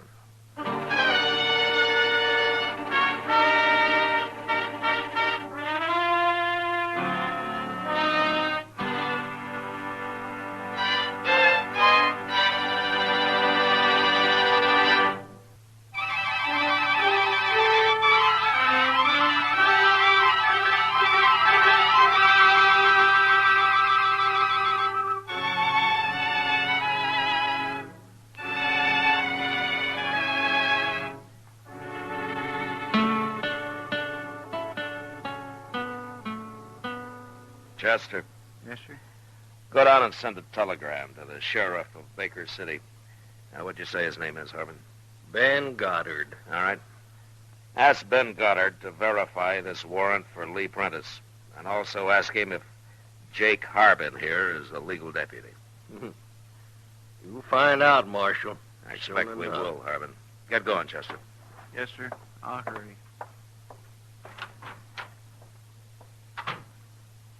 This warrant says Lee Prentice is wanted for murder, Harbin. It's kind of hard to believe, knowing Lee.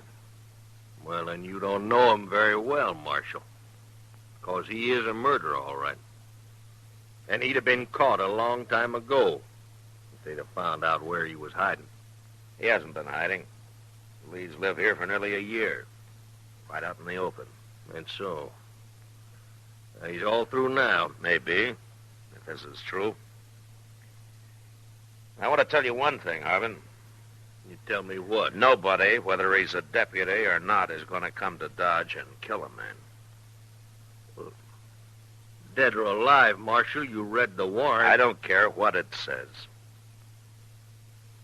You wouldn't like it said that you're protecting a murderer, would you, Marshal?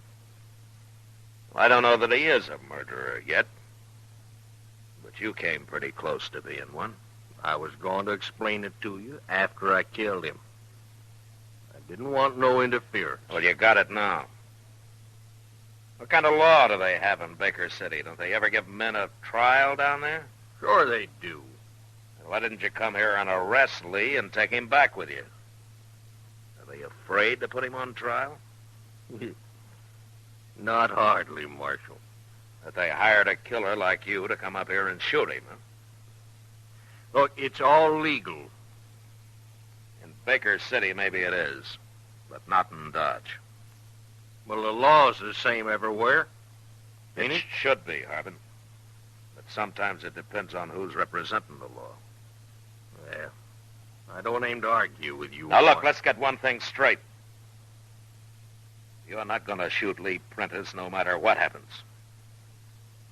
I'll kill you myself if you try it. Okay. Okay, Marshal.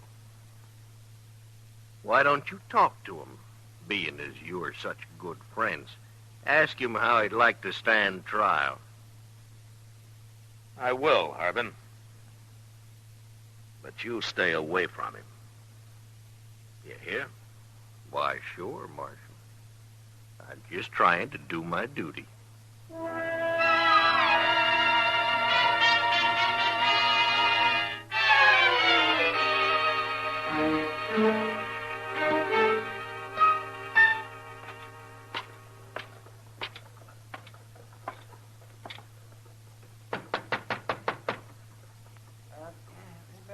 Come in, yes.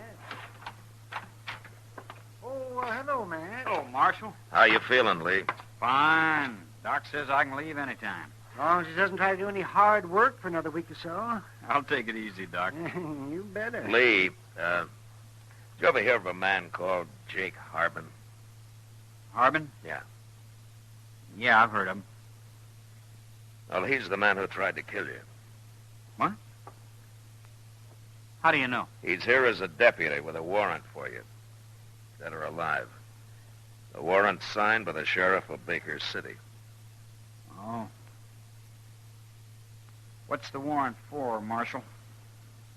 Murder. But it didn't say who. No. You didn't have to. Not if Ben Goddard signed it. It's for the murder of Jim Turner, Marshal. Oh? How did you do it, Lee? I killed him. He tried to shoot me in the back and missed. Well, that doesn't exactly make it murder, does it? His old man owns Baker City, Doc, and he owns the sheriff and Jake Harbin along with it. That makes it murder. Oh, I see. Is that why you left Baker City, Lee? They'd have killed me if I hadn't. Oh, what if you go back there and stand trial? Old man Turner'd run that trial, Marshal. I'd hang sure. No, I won't go back. I'll die here first. Well, I don't blame you, Matt. Or it'd be legal murder, that's what. It isn't legal to fix a trial and hang an innocent man, Doc. That's what'd happen, though. You're not thinking of turning him over to this so-called deputy, are you, Matt? Look, Lee, I believe you, and I trust you. Thanks, Marshal. Now, tell me something. Do you trust me? Well, sure do. Of course. Why? Well, you may not like what I'm going to do. What, Marshal? I'm putting you under arrest, Lee, right now. Under arrest? What for? I don't know. Horse thieving? Horse thieving? Oh, Matt. It'll do. So you're my prisoner now, Lee. My prisoner. Now, come on, let's go to jail.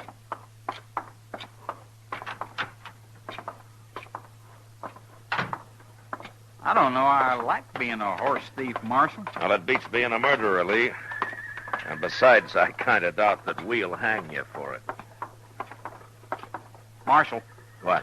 Look, there's Jake Harbin. Yeah, I see him. I'd feel safer if you gave me my gun back. Prisoners can't carry guns, Lee. It wouldn't look right. Lee Prentice! Well, Lee, the Marshal talked you to coming back to Baker City and standing trial. Still on old man Turner's payroll, ain't you, Jake? I don't take no back talk from no murderer. Why'd you try to ambush me the other morning, Jake? Afraid to face me? I got a warrant for you, dead or alive. Why should I take any chances? Nobody cares how you die. I care, Harbin. But you can't stand in the way of a legal warrant, Marshal. And you'll see as soon as you get that telegram from the sheriff. It's too late, Harbin. What's too late? I just arrested Lee myself. He's my prisoner now. You what? And as long as he's my prisoner, nobody touches him, warrant or no. Oh, you're being tricky, Marshal. What'd you arrest him for? He ain't done nothing. Might be hard to prove, but anyway, I'm holding him for horse thieving. Now get out of the way. I'm taking him to jail. You're forgetting I can kill him anytime I want for free. Like right now, maybe. Doc Lee.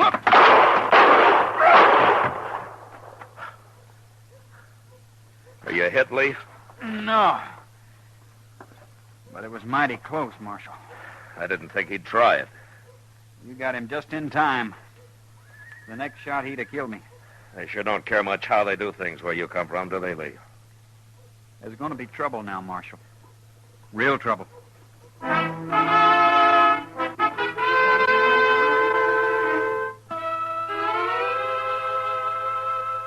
It seemed only fair to let the sheriff of Baker City know that his deputy had been killed. So I sent him another telegram. And I soon got a reply.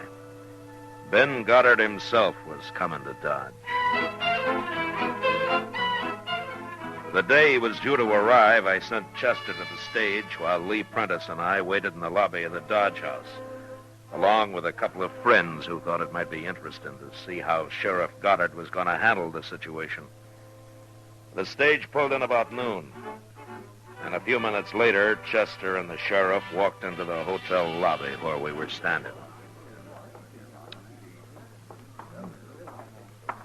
Here he is, Mr. Dillon. Hello, Sheriff. You're Marshal Dillon. And this is Mr. Green. He owns the Dodge House. How are you, Sheriff? And Mr. Jonas, one of our leading businessmen. Good day, Sheriff. Gentlemen, nice to know you. And you know Lee Prentice. I sure do. You're going to a lot of trouble, Goddard. You and old man Turner. It's worth it. Getting you back where you belong. You'll hang sure now. Lee didn't kill Jake Harbin, Sheriff. No? I did. What? He tried to shoot Lee in the back. What difference it makes? He's wanted, dead or alive. What are you interfering in this for, Marshal? You got no respect for the law? Not for your kind of law. Anyway, Lee's wanted in Dodge, and he's staying here. What about my warrant? You're claiming it ain't legal? You can't arrest a man that I've got under arrest. You're protecting him, ain't you? What'd you arrest him for? Stealing horses? I don't believe it. I'm bringing the charges, Sheriff. It was my horses he stole. Well, I thought you owned this hotel, Green. What are you doing with horses? Well, I also own a little ranch outside of town. I raise horses. Maybe, but I know you're lying about Lee. Am I? Of course you are. Marshal Dillon, you ain't very smart. No? You'll have to bring Lee to trial, won't you? Of course. You think Green here is going to swear to that story under oath? Well, you may be right, Sheriff. I might have to change my mind once I get on the stand. It might be I couldn't swear to it. I didn't think so. That trial won't last long, and when it's over, I'll take Lee back to Baker City. Marshal Dillon. Yes, Mr. Jonas. What is it? There's something I haven't mentioned. Oh? I kind of figured I'd wait till Lee's trial was over before I did. Well, go ahead, Mr. Jonas. Yeah. Well, the other day, Lee came into my store, and I went out back to fetch him a sack of grain. Is that so? And he didn't know I was watching, but I was. And I saw him take a handful of money out of my cash box. Oh, now, wait a minute. Mr. Jonas, are you charging Lee with robbery? No, not yet, Marshal. I'll wait and see if he gets off for horse stealing first. Well, Lee, looks like you're in for nothing but trials and rearrests and more trials. Yeah, it could go on for a long, long time. As long as his friends hold out, Marshal, and Lee's got quite a few of them in Dodge. Why, you're a pack of crooks cheating the law. That's what you are. Including you, Marshal. My prisoner, Sheriff. I won't stand for it, I tell you. Well, what are you going to do about it? Wait till I tell old man Turner about this. You won't dare tell him, Goddard. You're licked and you know it. Turner would have you run out of town if you're fool enough to go back. Marshal, I got to take Lee. I got to. It's Lee's life or your job, huh? All right, Sheriff, take him. But you'll have to kill me first. Or there's a train east in about an hour. So make up your mind, Sheriff.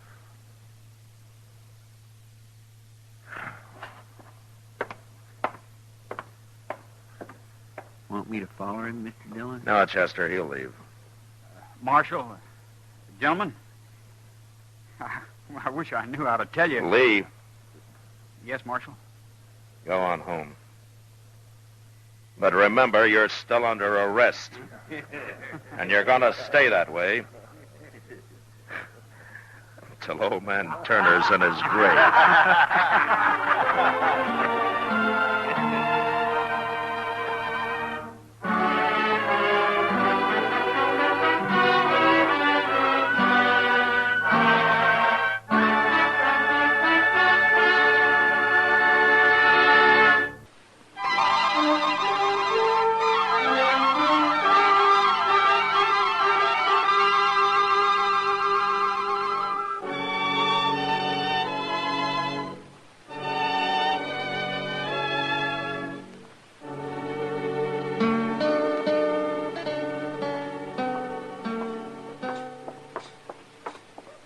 Look, Mr. Dillon, there's Miss Kitty, there in front of the Texas Trail. Yeah, I think she's waiting to say hello, Chester.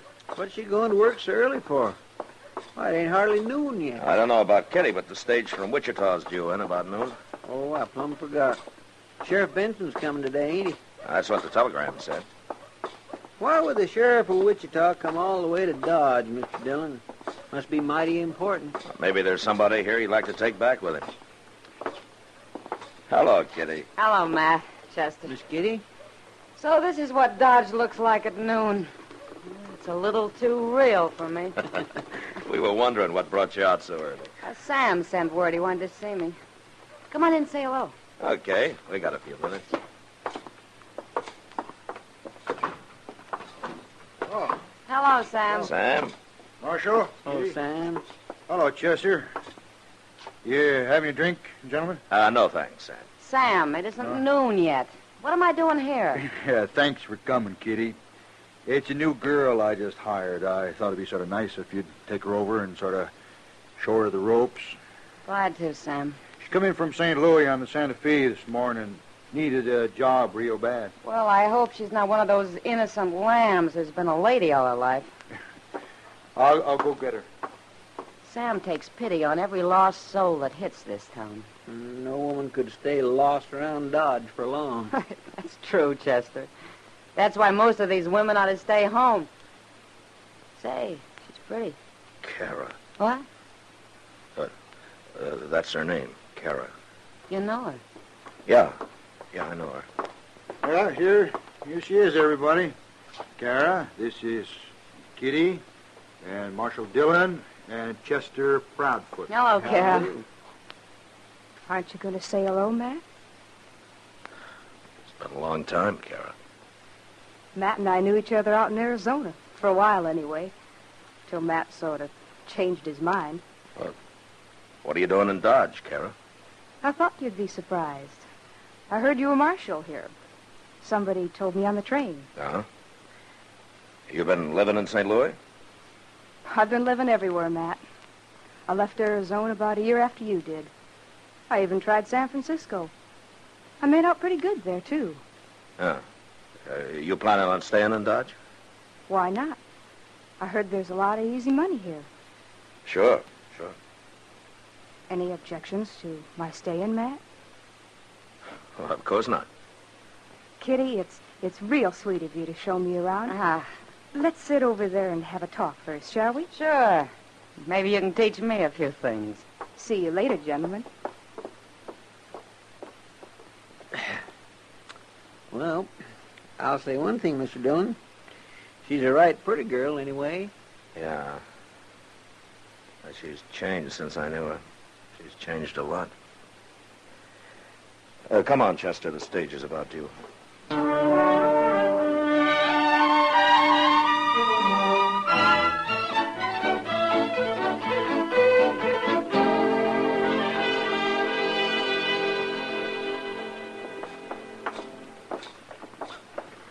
This is my office here, Sheriff. Well, Dodge has sure growed, Marshal. Been 3 or 4 years since I was here. Yeah. Must look mighty small compared to Wichita, Mr. Benson. Maybe Dodge will be bigger than Wichita someday. But it's Denver, they say, is growing. I'm curious to see that. Oh, you headed for Denver, Sheriff? They're holding a killer for me up there. Oh. Well, sit down. I'm taking the next stage west, Marshal, but I wanted to be sure to see you on my way through Dodge. There's some trouble headed here. Oh? A fella called Jack Tolliver. He's a bank robber, Marshal. And he's killed a few men along the way. He opened up the state bank in Wichita about a year ago, and he's been working his way through the Dakotas since then. But I hear he's back in Kansas.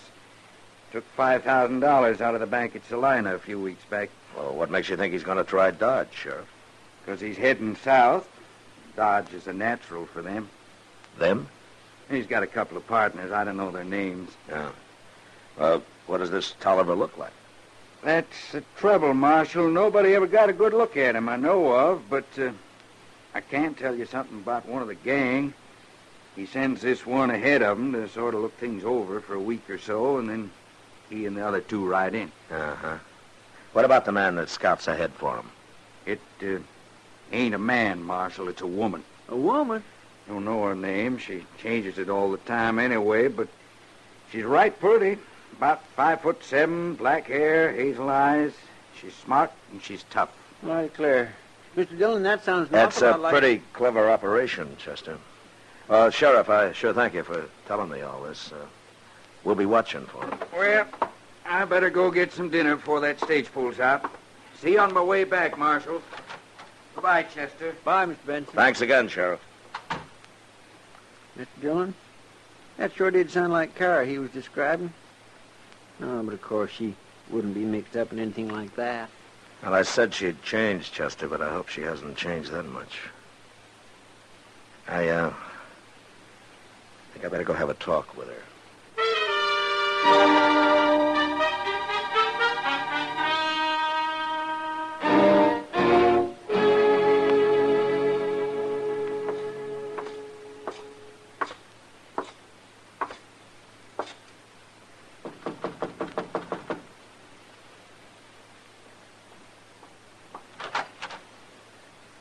Why, Matt, how'd you know where I was? Kitty told me. I'd like to talk to you, Cara. Sure. Come in. Thank you. Is it embarrassing for you, Matt? My being in Dodge? Why should it be, Cara? Well, we were pretty good friends once. Well, we can still be friends. You mean that, Matt? You really mean it? You know what I mean, Cara. Why'd you come here? What do you want? Oh, just to talk a little. About what?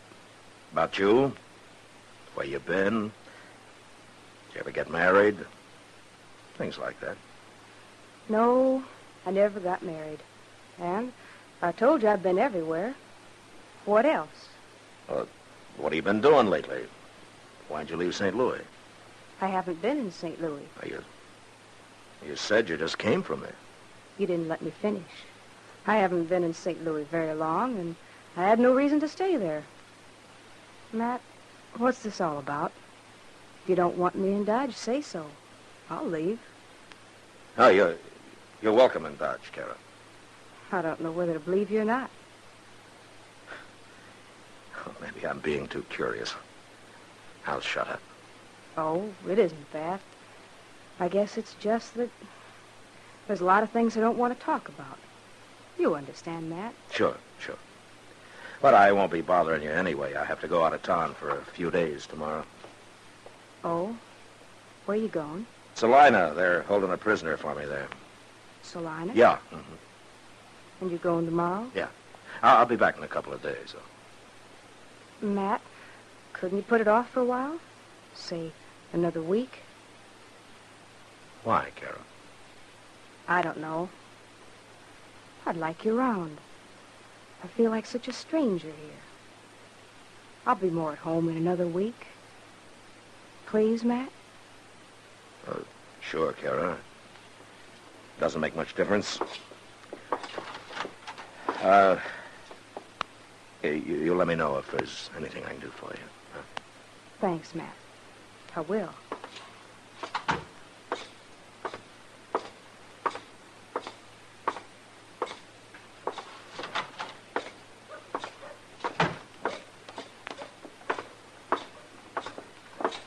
Is she there, Mr. Dillon? Yeah.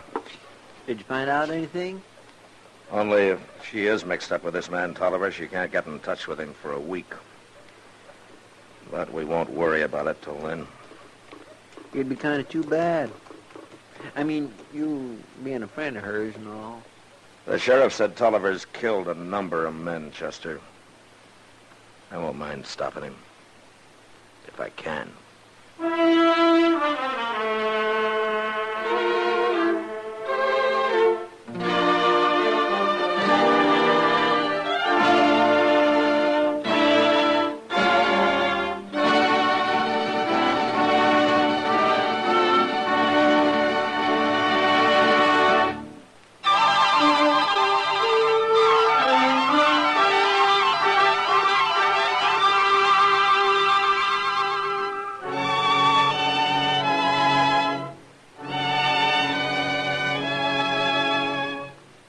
A few days passed, and as I'd thought, nothing happened.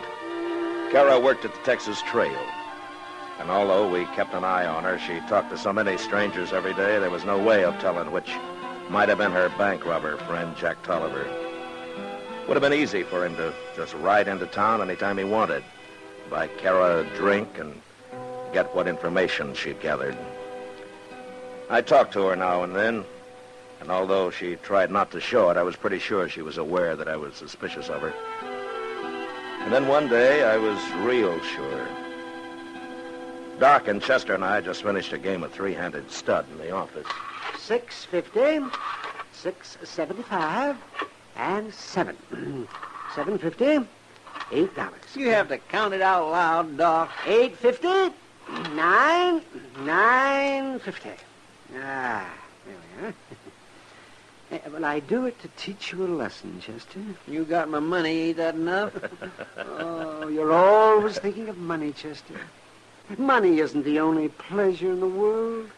Why, there's also... Oh, my, there's... there's also, Also what? You better think hard, Doc. He's following you mighty close. Did you ever go out in the night, Chester, and look at the stars? What? Did you ever watch them and feel close to nature and enjoy the great and wondrous beauty of it all? You talk like you had a drink, Doc. Oh, Chester. Of course, I watched the stars. Whenever it wasn't raining or snowing or blowing the wind down out of the north, or whenever I wasn't just too doggone saddle-weary and tuckered out to keep my eyes open. You're a hard man to inspire, Chester. Saving you from the devil would be a full-time job. And I'm afraid it's too late. Now, here, The world has corrupted you, Chester. It's touched your soul. It's withered it like a... Oh, my, like a bean. Like a bean? Now, doggone it, you listen here, Doc. Oh, Kitty! well, look upon her, Chester. The beauty of womanhood in all its passionate splendor. What? It sure beats the stars, anyway. Are you too drunk? Doc's been trying to teach Chester to take a larger view of life, Kitty. Doc's got all my money, and he's just crowing about it. That's all he's doing. Money, huh? Well, that's just what I came here for. Oh, what do you mean, Kitty? I need $20, Matt. Oh, well, sure. Here you are. Before I take it, I better tell you, it isn't for me. What? Cara needs it. She came to me, and I didn't have it, but I said I thought I could get it for her. I think she knows where. Well, she could have come to me herself. Too proud, maybe. How come she's broke? She's been working. I didn't ask her what it's for, Matt. It's all right, Kitty. Give it to her. I will. But I'll tell you something. What? I've met some pretty tricky women here and there, but your old friend Cara has them all beat. I'll give her the money. Chester. Yes, sir? Follow Kitty. Don't let Cara out of your sight till you find out what that money's for. I'll wait here for you. Okay, Mr. Dillon.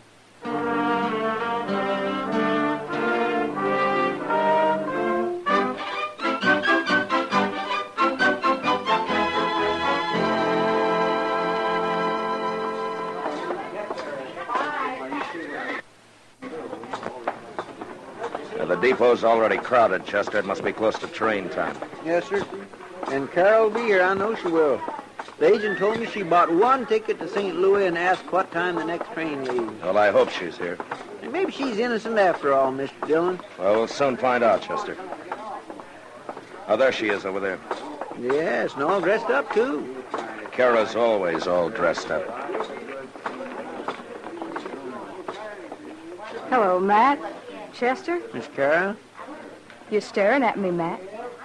I'm just wondering why you didn't come and say goodbye if you're leaving Dodge. What makes you think I'm leaving? Well, you bought a ticket to St. Louis with the $20 I gave Kitty for you. Yes, I did. I knew you'd figure it all out, Matt. And I knew you'd think I'm leaving. I wanted you to. Why, Cara? Because I've enjoyed making a fool of you. Have you? A friend of mine's leaving on that train, Matt. Jack Tolliver? I knew you were on to us. I'll watch Cara if you want to go after him, Mr. Dillon. There are 20 strangers down here, Chester. How do I know which one's Tolliver? You know, I could arrest you, Cara. You're wanted in a lot of places. You're too smart for that, Matt. Arrest me and you'd never find Jack. Sure, but once Tolliver's on that train, I can find him. How? I'll have the whole train put under guard when it gets to Abilene.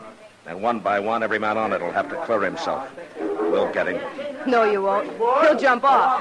He won't know what I'm going to do, and you can't warn him now. Hey, it's pulling out, Mr. Dillon. We'll make it, Chester. So long, Cara. No, Matt, wait. Come on, Chester, run. Matt, come back.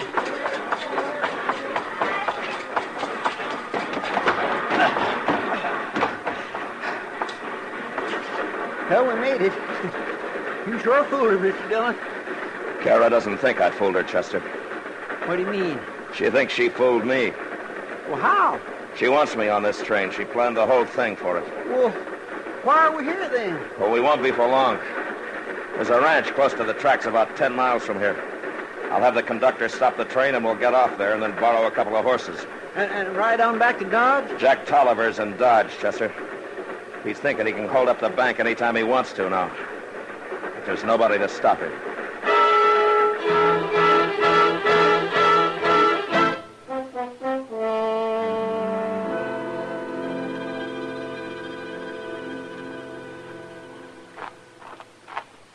I tied the horse way over yonder, Mr. Dillon. Plumb out of sight. Oh, good. It's almost dark anyway. They'd never see him. Yeah. Well, things look quiet enough. Come on, let's get inside the bank. We'll wait for him there. How are we going to get in, Mr. Dillon? Ain't it locked? Yeah, there isn't more than a couple of $100 in there, Chester. Mr. Bodkin's been keeping the bank's real money in a safe at his home ever since I heard about Jack Tolliver. He gave me a key to the rear door here. Well, if there's nothing for him to steal, what do we care? Well, I'll let you figure that out for yourself, Chester. Hmm? Where'll I get at, Mr. Dillon? Over there by the window there. Or you can see him. Huh? Well, what if they try to come in the front? No, they won't. It's too exposed. I'll wait over here. When they come, we'll leave them alone until they get clear inside. You understand? Yes, sir. I won't shoot till you do. All right, good. No, don't stand right in front of the window, Chester. They'll see you. Yeah, but I can't see good if I'm at one side. You don't have to be at one side. Just stand a few feet back from it. Yes, sir. Yeah, that's better. My. I sure do wish there was a moon tonight. Yeah, it'll be a help, all right. Uh-oh. What? There's some horses. They're heading this way. How many? 4, I think. Yep, 4. Yeah, that's them. Here they come. They're getting down. 3 of them are. They're handing their reins to the other one. I hope now he's getting down, too. She, Chester. That's probably Cara. By God, I think it is. All right, quiet now. Yes, sir.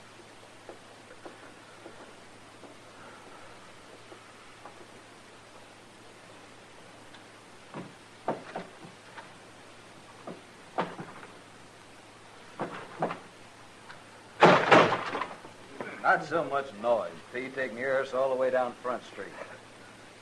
All clear, Cara? Okay, Jack. All right. Go ahead, you two. I'll follow.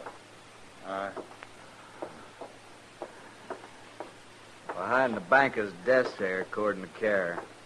Yeah. All right, get your hands in the air, Tolliver. All of you. You're coming. I can't see it. No.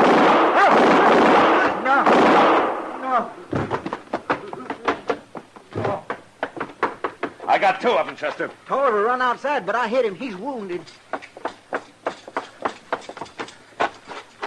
Look, Cara's having to help him. Hold it, Tolliver. Cara, get away from him. No, you don't, Cara. You stay right here. Don't hide behind me, Jack. You'll kill me. He won't kill you. But if you move, I will. No, let me go. Get around behind him, Chester. Yes, sir. You're trapped, Tolliver. Now let Cara go. You just stay right where you are, both of you. I'll kill her if you don't. You coward, Jack. Get away from me. I warned you.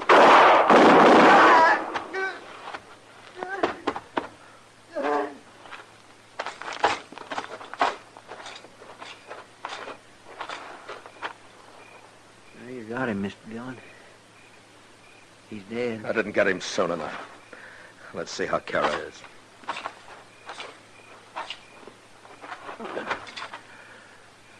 Cara. Cara. I'm sorry, Cara. It's too dark. I couldn't shoot any quicker.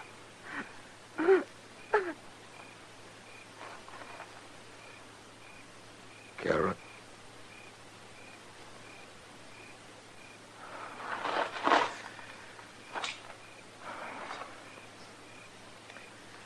I don't think she heard me, Chester. He shot her right in the back, Mr. Dillon. Yeah. Well, sir, that's the end of Jack Tolliver's gang. It's the end of a lot of things, Chester. A lot of things. Yes, sir, I guess 'tis.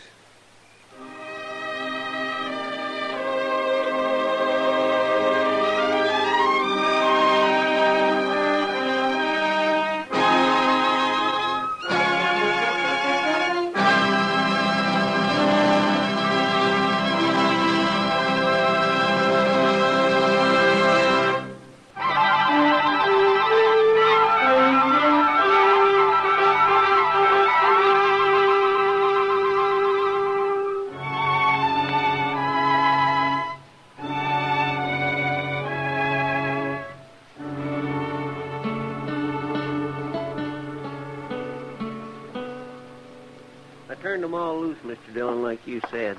Oh, good, Chester. They was the sorriest-looking cowboys I ever did see.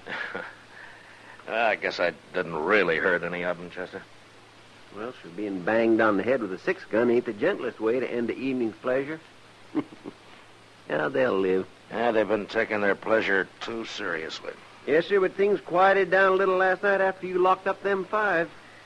There might have been real trouble otherwise. I just don't know what's got into everybody lately, Mr. Dillon. Well, it goes like that, Chester. Things will be peaceful enough for a while till some wild outfit like this drag our herd hits town. Then you gotta come down on them hard and fast before they really get the bit in their teeth. You sure did last night. Well, it isn't over yet. You Marshal Dillon? Yeah, I am. My name's Rance. Well, I'm glad to know you, Rance. I boss the drag our herd up here from down around Matagorda. That's in Texas, Marshal. Yeah, I've been there. You have? Well, you better not go back. Oh? We might give you the kind of welcome you're giving us. What's your complaint, Rance? Buffalo and my men. 5 of them come into camp this morning with blood in their hair. They said you'd done it. Yeah, I did. And if I hadn't, they might have been shot. Or shot somebody else. Yeah, it's a good thing for you took them on one at a time. I'd have taken them anyway. Look, Rance, this town was on the edge of a riot last night. I stopped it. And I stopped it without any killing. It's a man's own business. He wants to pull out his gun. Not around here, it isn't. Marshal, I can't ask men to come up the trail the way they do and take to drinking soda water and talking in whispers. What kind of a town is this, anyway? It's a good town. Now, you and your men can drink and gamble all they want in it. But they can't shoot the mirror off the wall at the Ala Fraganza, and they can't grab town women on the street. They can't break the bartender's arm in the Oasis, and they can't offer to shoot anyone that tries to stop them. It isn't that kind of a town. Well, sure, they get a little frisky, but there's no harm in it, I can see. Now, sooner or later, it'd lead to killing. You know, I gotta draw the line somewhere. So do I, Marshal. Oh? What do you mean? I mean I won't drive cattle to Dodge no more. And I'll spread the word it's a no-good town. And you people can live off sodbusters and buffalo hunters. This place will starve to death. I'm hired to keep the peace, Rance. Any way I can. Keep it, then. We won't bother Dodge no more. Goodbye, Marshal.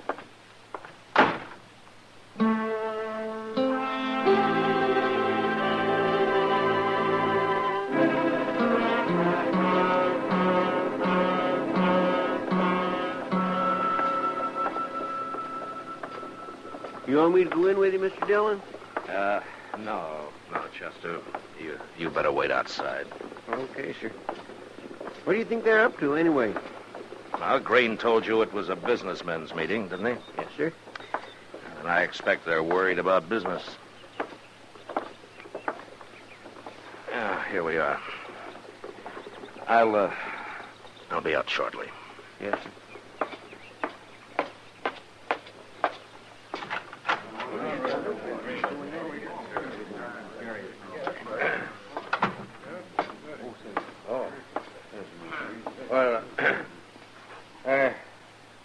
Hello, Marshal. Mr. Green.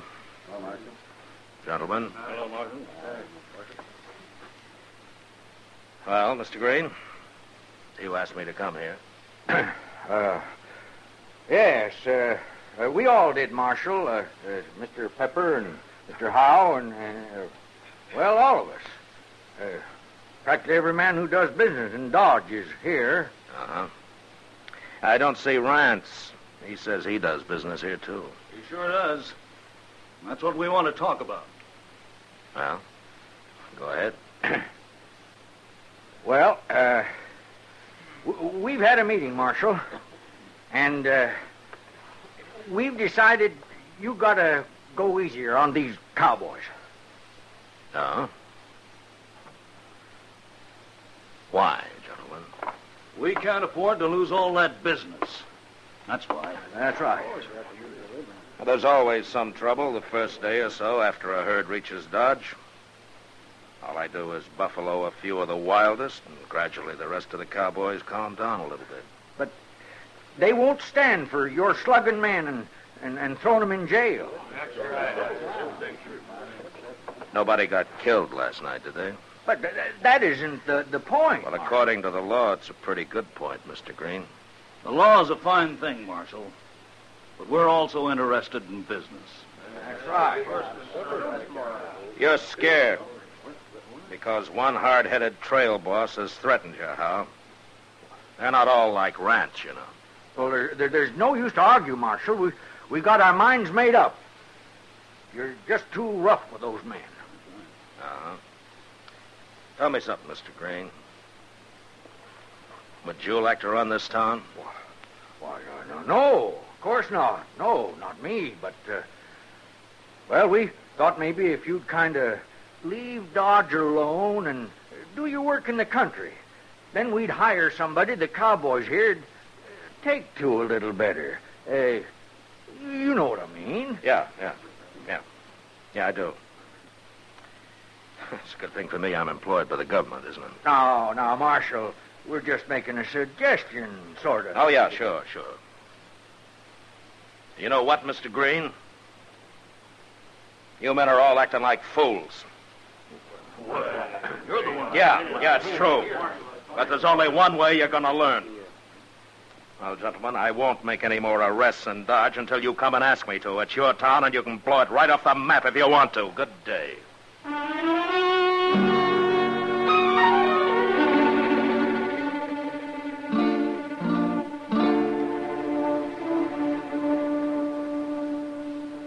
I got the mail, Mr. Dillon.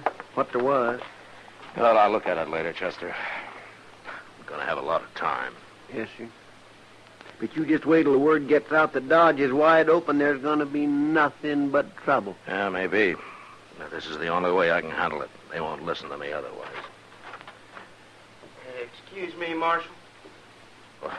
Well, what for? Well, I don't want to bother you none, but I thought I'd better come and see you. Well, you're not bothering me. I sure hope not. Well, what can I do for you? Marshal, you don't know me, but I've heard about you. Yeah, it seems like a lot of people have lately. I know. Marshal, Well, go ahead, mister. There's nothing to be afraid of. I'm the new constable. What? The new constable. They picked me. I had to take it, Marshal. I'm so broke and all. You sound like you're apologizing. Well, I guess I am. Well, I didn't want you to be mad at me. I needed the money, and that's why I'm doing it. That's all right. Somebody had to take the job. I just didn't know they were going to call it constable. Well, they want it to sound as peaceful as possible, I guess. Yeah, sure. Well, what's your name, mister? Willard. Willard? Yes, sir. Willard Band. Ah. Well, where are you from, Willard? Well, sir, I used to be a cowboy, but then I got so fat and all. I just sort of work around wherever I can. I've been awful broke. Yeah, Marshal. you mentioned that. Yes, sir. How come you're not wearing a gun? Well, shucks, Marshal, I don't never wear no gun. I don't even know how to use one very good. Well, then you're a whole lot better off without one. I don't aim to get in any fights, Marshal. If there's any trouble, maybe I can just sort of talk 'em out of it. Yeah, maybe. Well, Willard, I wish you a lot of luck. Well, thanks. I got to be going now, Marshal. I'm on pay already. So long. So long, Marshal. So long, mister. So long. Oh, my goodness, Mr. Dillon. Yeah, I agree, Chester. They will ruin that poor fellow if he tries to stop him. He won't even raise his voice against him. But they sure might ruin Dodge.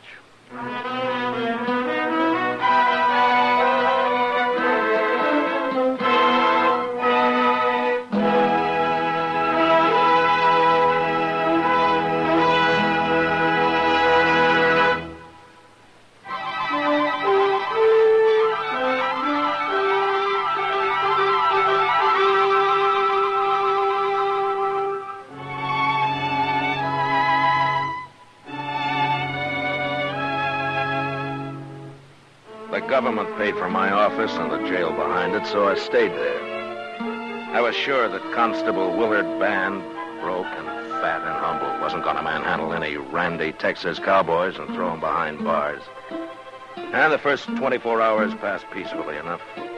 The Drag R outfit was busy moving their herd across the Arkansas and didn't get into town. But the next day, a new herd arrived. And that night, it seemed like all of Texas had come to Dodge. By midnight, no man, unless he was armed and ready to fight, should have been on the street. It was Doc who told us what it was like when he came into the office where Chester and I were sitting it out playing a little two-handed 21.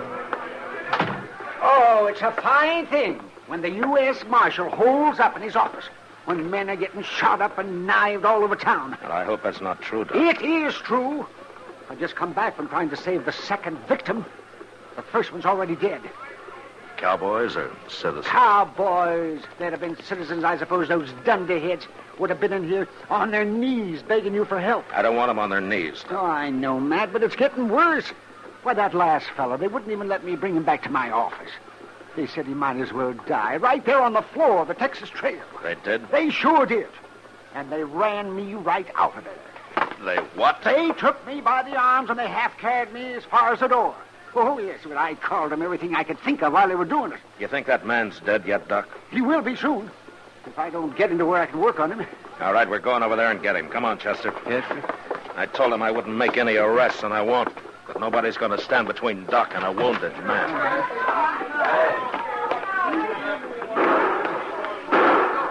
You get in the middle, Doc. Yeah. I wish there was a tunnel under the street. I don't see Willard anywhere. He ought to be out here talking his head off if that's his plan. He's lucky if he doesn't get hung tonight. Watch your gun, Chester. Don't let anybody grab it. No, sir, I'm carrying my hand on it, Mr. Dillon.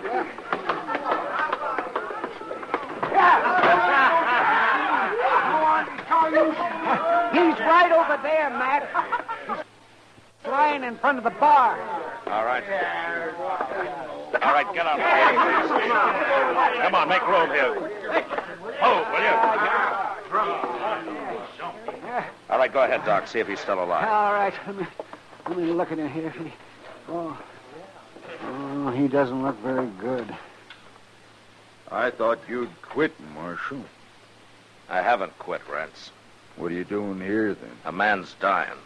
It was a fair fight. We believe in dying where we fall, Marshal. We don't need no help. I won't even argue with you, Rance, but the first man that interferes with Doc's going to die on his feet. And if you can't understand it any other way, just put it that Doc's a friend of mine. Is that clear enough for you? Now, men, let's don't have no trouble in here. Let's talk it over and settle this thing peacefully. Yeah. Oh, it's you, huh, Marshal? Hello, Willard. Well, I'm having a terrible time, Marshal. Yeah, I can see that. Matt. How is he, Doc? He's bad, but I just might save him. Okay, Doc. Willard? Yes, sir. Help Chester carry the man over to Doc's office. Huh? Sure, Marshal, sure. Leave him be, Constable. That's enough, Rance. Let him die in peace, I say. Rance, I'd throw you in jail, but I said I wouldn't make any arrests. And why don't you get out of here while you still can? Now get up! All right. Now I'll shoot the first man that touches a gun. All right, Chester, Willard, get moving. Yes, sir, we got him. Come on, Willard. You lead the way, Doc. I guess all right, brother. Let's hurry. That man won't live long if we don't.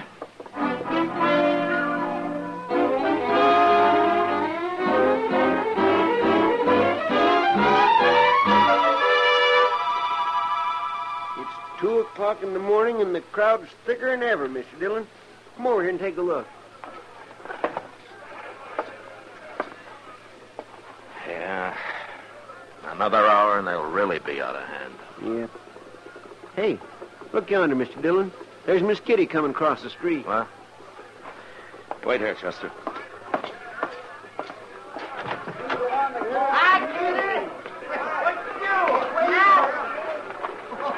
What are you doing out here, Kitty? I was coming to find you. Let's get off the street. Come on.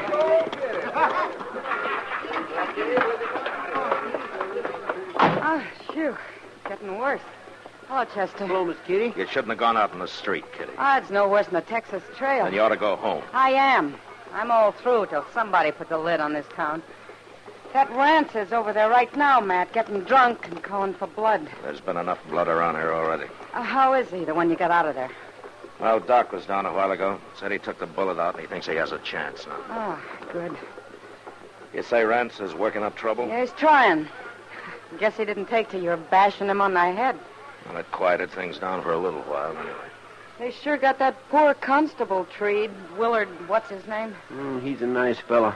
I hope they don't hurt him none. When I left, they had him dancing on the bar. He looked about to cry. Well, that's harder on the bar than 'tis on Willard. He's about the one fattest peace officer I ever did see. He's going to be fatter than ever after tonight. Every time he opens his mouth to talk, somebody pours a glass of beer down him. It's sort of pitiful, Matt. Yeah, it's worse than that, Kitty. I know. That's why I got out of there. You can kind of feel when a crowd like that starts to get real mean. Gracious, listen to him out there. I'm not even staying in town tonight. I'm going out to Ma Snyder's. That's a good idea, Kitty. Chester, you go along with her, huh? All right, sir. I better stick around. All right, now. What's Mr. Green and Mr. Pepper and... Look at Willie. Fella beat me up. He beat me up bad. He certainly did. And Marshal, we come here to ask you... Wait a minute, Mr. Green. Chester, take Willard up to Doc's, huh? Yes, sir, I sure will. Come on, Willard. Thank you. And then come back here for Kitty. Yes, sir. All right, Mr. Green. You wanted to ask me something. You got to stop him, Marshal. Another man's been killed. Mr. Howe's brother. He caught a stray bullet out back of the Longhorn. I'm sorry to hear that. I wondered why Mr. Howe wasn't here. He told me to tell you that he'll trust your judgment from now on. We shouldn't have interfered, Marshal. But we're all behind you now, ain't we, gentlemen? You'll do something, won't you, Marshal? All right. It's pretty late, but I'll try. Thank you, Marshal. And I'll start with Rance. He's the worst of the lot. I'll go get him and throw him in jail. But before I go, I want every saloon keeper in Dodge to put out his lights and close up. Now, you gentlemen will have to pass the word for that. I don't want to be seen till I go for Rance. Oh, we'll do it, Marshal. We'll do it right now. All right, then get going before it's too late.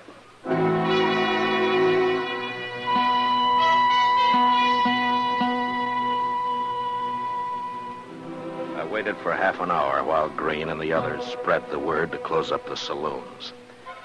The lights gradually went out, up and down the street. Then I left the office, alone. I found Rance in front of the Texas Trail, and I was able to reach him before I was recognized.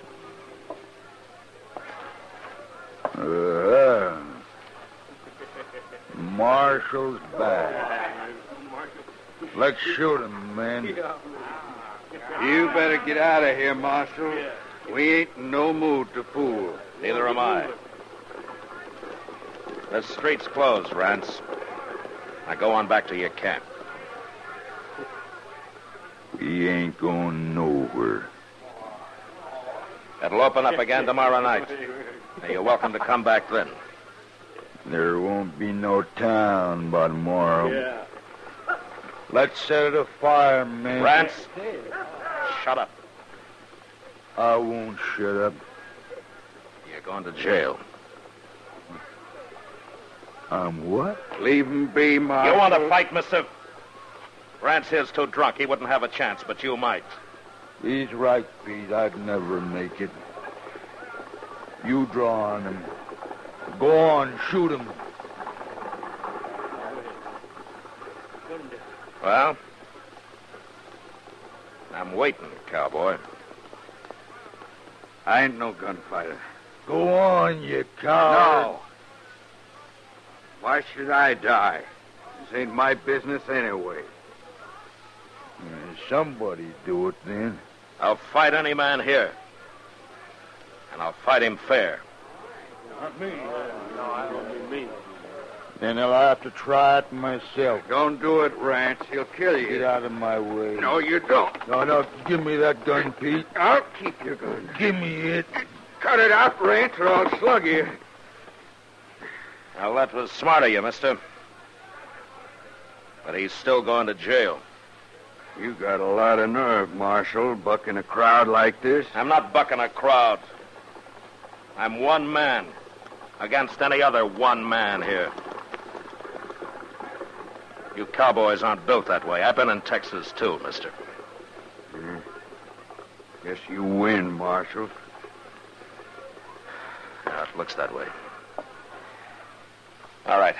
Now, do you want to take Rance to jail, or do you want me to do it? Well, his head might be less lumpy tomorrow if I do it, Marshal. Start walking, Rance.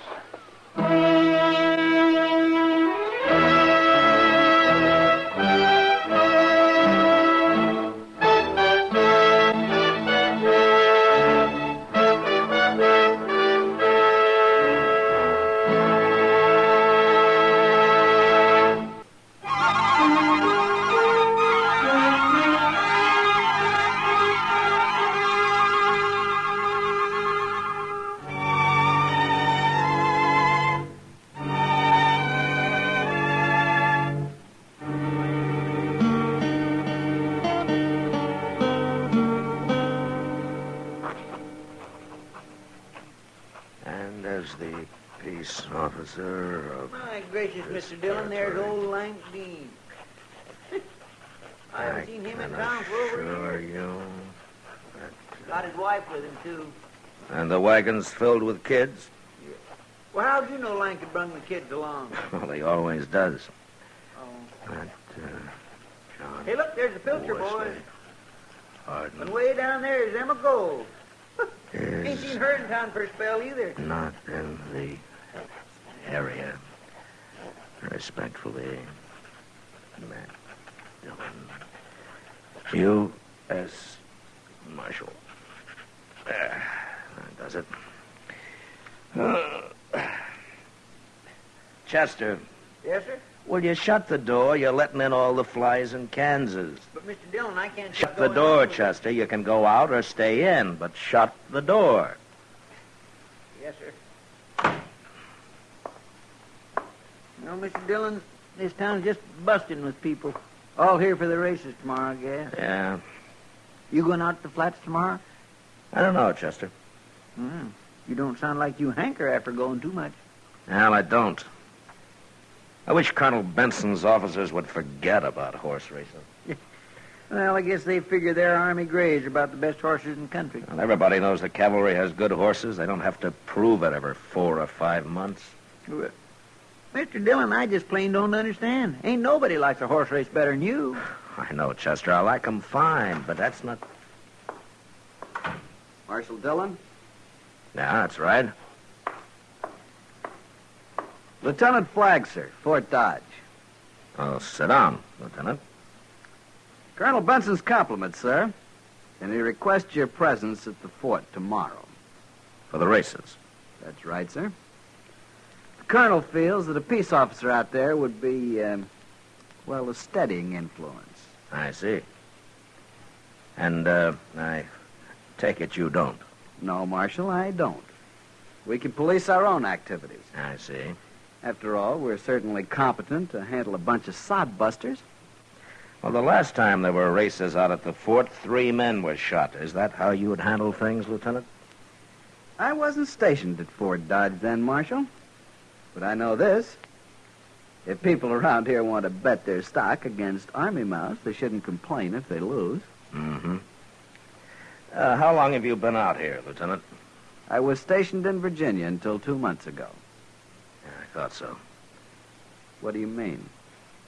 Look, Lieutenant, out here, when men have something to complain about, they sometimes do it with a 6-gun.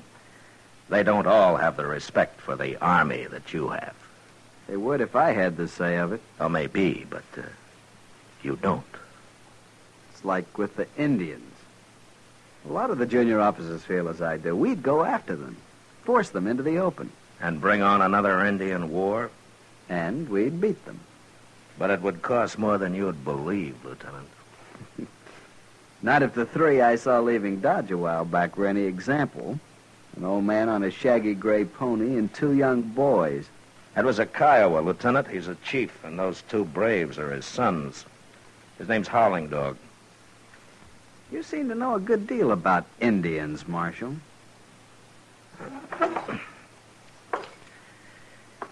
Lieutenant Flagg, you're a young officer. You're ambitious and you're eager, but you talk too much, and you don't even know part of what you're talking about. Now, look here. Tell Colonel Benson I'll be out there tomorrow. Very good, Marshal. And, Lieutenant. Yes? I've known Howling Dog ever since I came to Kansas. He's old, but he isn't stupid. So, don't guess wrong about him. His pa sure must have hated the world, Mr. Dillon. Ah, he's young, Chester. He'll learn. Yes, sir. But you know, sometimes fellas grow up and don't improve a bit. Oh, there you are. Well, hello, Matt. Chester. How are you, Doc? I passed a young lieutenant on the way out. Is Chester enlisting in the Army, Matt? Oh, Chester in the Army. My gracious, Doc. What's on your mind, Doc? Oh, well, just thought you'd know. I won't be around town tomorrow. I'm taking the day off. Oh, is that so? Yep, I'm going out to the fort for the races. Might even work up some business. Thought you was taking the day off. Chester. Say, Matt, that fella Hunter out there, regimental surgeon, you know. Yeah? Well, he thinks he's the only good doctor around these parts. Well, ain't he? He... Oh, well... Now, Matt, if you were going to be out there, you might push a little practice my way. The last time, Hunter got 6 cases out of 7. The only man he let me have was dead. Well, look, Doc, I'll tell you, if Lieutenant Flagg was running things, maybe we could arrange a whole massacre for you. Well, who's Lieutenant Flagg? The lieutenant you seen leaving. Yeah, Colonel Benson sent him in, Doc. Seems I've got an official invitation just to make sure the civilian element don't get to shooting each other. Oh, now, Matt, you don't think they'd do that again, do you? No, Doc. If there's any trouble out there this time, it won't be the townspeople that start it. It'll be Lieutenant Flagg and his crowd. Oh, that's so? Well, how's that, Matt? Well, he's got no use for anything but Army. And he'd just as soon shoot an Indian as see one. Well? Howland Dog's in this part of the country again, Doc. Oh? And I wouldn't be too surprised but what he shows up at the races tomorrow.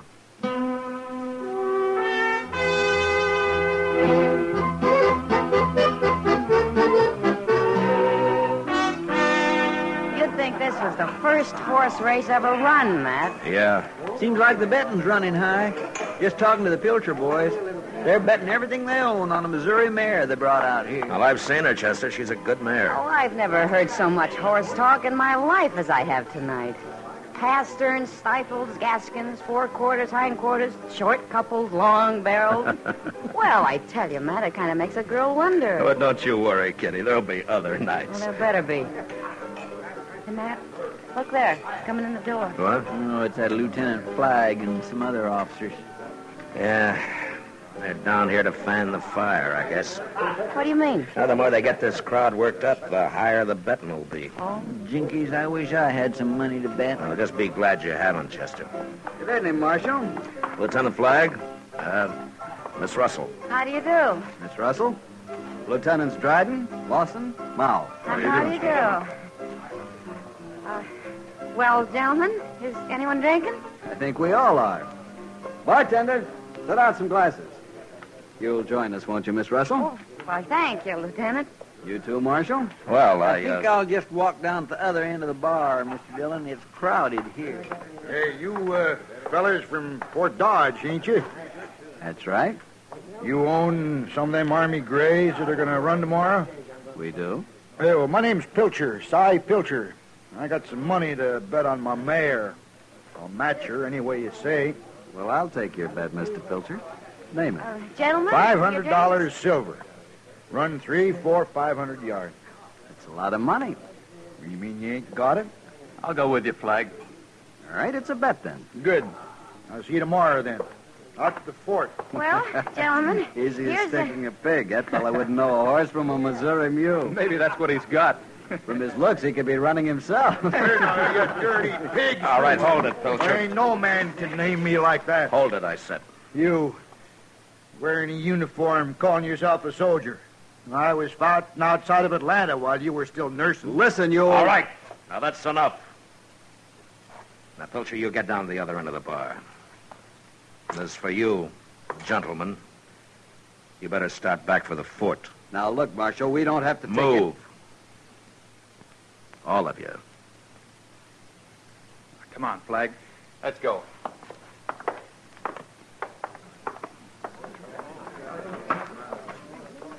Well, at least they paid for the bottle before you ran them off. You want a drink? No, Kitty, not for me, thank you. You go ahead. Look, Matt, you can't stop trouble every time before it starts. No, I can't, Kitty. But I wish tomorrow was done with.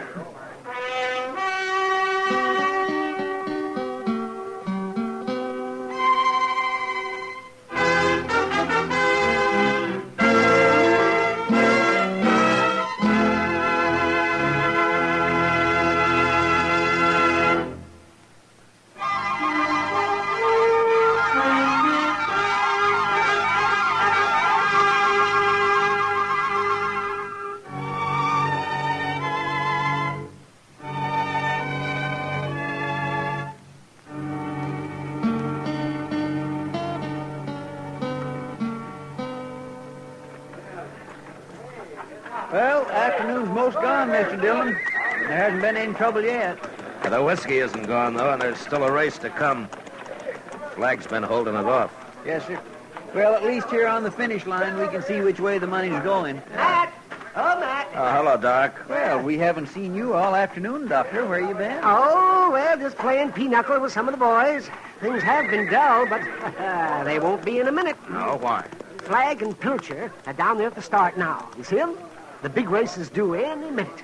Yeah. Chester. Yes, sir? You keep your eyes open. And as soon as they cross the finish line, you get to Pilcher and I'll pick up Flag. All right, sir. Yeah, let's see. Any minute now. Any minute they'll be... Here they come!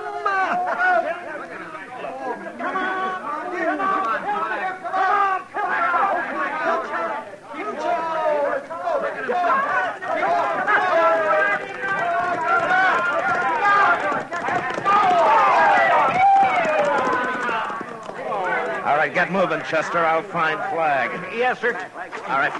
Pardon me, will you... Excuse me, please. Yeah. Will you pardon me, please? Walk that horse good, Sergeant. Well, Lieutenant, you got a fast horse there. Fastest on the post. Yeah. Well, the Pilcher boys lost about everything they had just now. You preaching at me, Marshal? No, Lieutenant. I've seen horse races before. Yeah, and he won easy, Marshal. I guess he did, Lieutenant Mall. And he could have won from any other horse just as easy. Maybe. Well, Flag, you beat my mare. Thought maybe I might have won, but you got a good horse. Real good horse. You getting ready to talk me out of my money? You're not much of a man, but you got a good mount, and I'm paying you. Here. $500 silver. Come on, Tom, let's go home. Well, Marshal, the races are over. The Army won and no trouble. You sorry? I got no complaints, Lieutenant Flag. Looks like the colonel was worried about nothing. Thinking there might be some hotheads out here. Matter of fact, I was kind of hoping for some fun along with the running. Maybe you are a steadying influence, Marshal. Now, you look here, young fella. Soldier boy Chester, or no soldier. take it easy. Hey, Flag, look over there. Well, if it isn't that old Kiowa howling dog. Well, you want some fun? Why not? Flag. He's going to challenge him to a race, Marshal. He's an old man, Lieutenant. Come on, Mal. We'll go talk to him. What are you going to do, Mr. Dillon? We'll go over, too. Flag's feeling mighty big right now and looking for trouble. All right. Well, it looked to me like folks was all leaving a minute ago. Now they seem to be drifting back. Yeah. What do you think old Howling Dog's going to do? I don't know, Chester. This is Lieutenant Mao. I know Army officers. You speak good English for an Indian. I am chief of tribe. Chief? I hear you Kiowa ride good horses. Yeah. Horses help us hunt. And I hear they're fast. Now, you've been sitting here all afternoon. You saw the races. Yeah, I saw. You saw my horse run. You think any of your horses could beat him? Yes. Which one, Howling Dog? Your son's horses or the one you're riding? Anyone. Any one of these three? There's one of them could run 400 yards and live. All right. All right, now stop deviling him, Flag. I'm not doing anything, Marshal. He tells me his horses can beat mine. I don't think they can. If you want a race, set one up, but don't fun him. Will you race my horse, Howling Dog? I will race. Which horse? The one I ride. Hey, Flag, did you ever see a sorrier sheep? You want to bet on the race, Howling Dog? Kiowa got no money. Well, you must have something. If I lose, I give you a horse. I wouldn't want him. But I'll take that little beaded sack you're wearing around your neck. Yeah, that Indian medicine. You say you could beat me, so there's nothing to worry about. If I lose, I give Army man medicine sack. Good. Well, I'll get Sergeant Crockett to bring my horse over here, will you? I'll be right back. Now, Howling Dog, what distance do we race? You say.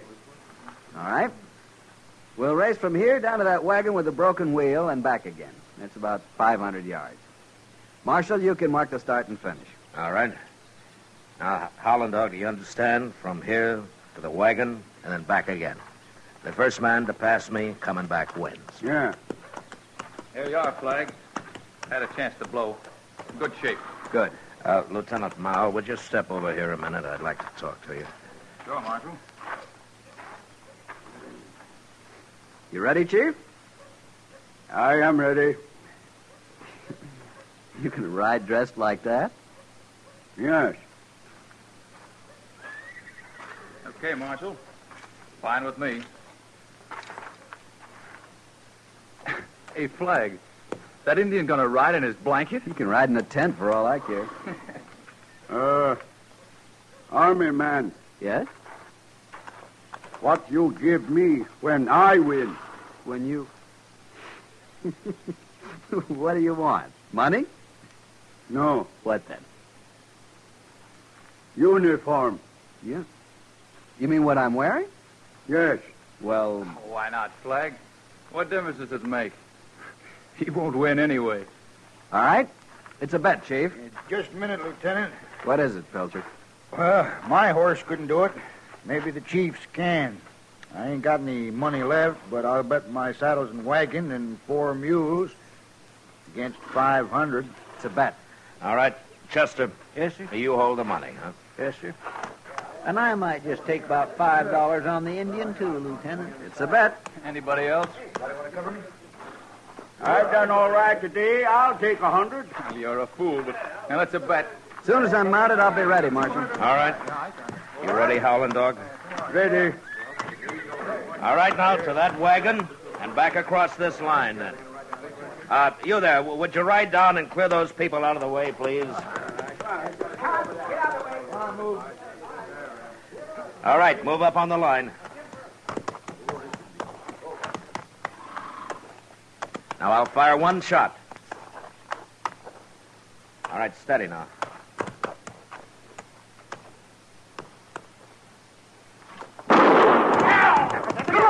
Look at him go, Mr. Dillon. Come on, Howling Dog. Can he do it? I don't know, Chester. Looks like Flag's ahead. Now, he's swinging wide for the wagon. Looky there, that ugly little pony can sure run. Yeah. Well, they're into the turn, Chester. Hey, Mr. Dillon, what happened? Well, look, Howling Dog dropped his blanket. Well, he's naked as a jaybird. Come on, you Indian, ride! Come on, Howling Dog, come on! He's doing it, Chester! He's doing it! He's doing it!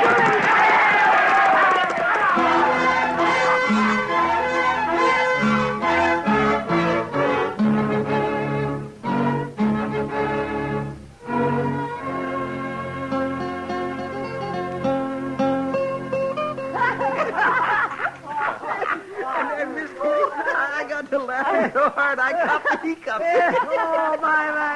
Oh, it was a sight, I tell you, there's nothing quite as ineffectual as a man in long johns. You know, I imagine Lieutenant Flagg will have some explaining to do when Colonel Benson sees him. I wish I'd been there. Oh, my, no place for a lady, Kitty. You know, Howling Dog just sat there while Flagg cursed and begged, but then when the lieutenant paid off, he just turned and rode away. With most of the lieutenant's uniform draped around his shoulders. You know, Mr. Dillon, he sure seemed pretty calm about it all. Well, he was sure enough of his horse, Chester. Sure he'd win, you mean? Well, sure, that's right. Well, why, Matt? Army horses are pretty good stock. Well, sure they are, Kitty, but there's always one around somewhere that's better, and Howling Dog has it. Well, if that horse is so good, Matt, why doesn't Howling Dog clip him up some so he don't look like a goat? Doc, let me tell you something. Howling Dog's been winning races with that horse for a long time now. He's been to half the army posts on the frontier. What? He has? Well, that's right. Well, why don't people learn not to bet against him then? Well, Chester, because lots of them are like Lieutenant Flagg. They gotta make fun of somebody that looks weaker or different than they do. Well, now, Matt, you said you knew about this before. Yeah. Did you know old Howling Dog was going to win today out there? Well, Doc, I was just sure enough to win a $50 bet from Lieutenant Mao. Sam, Yeah, Mark. see what the gentleman will have.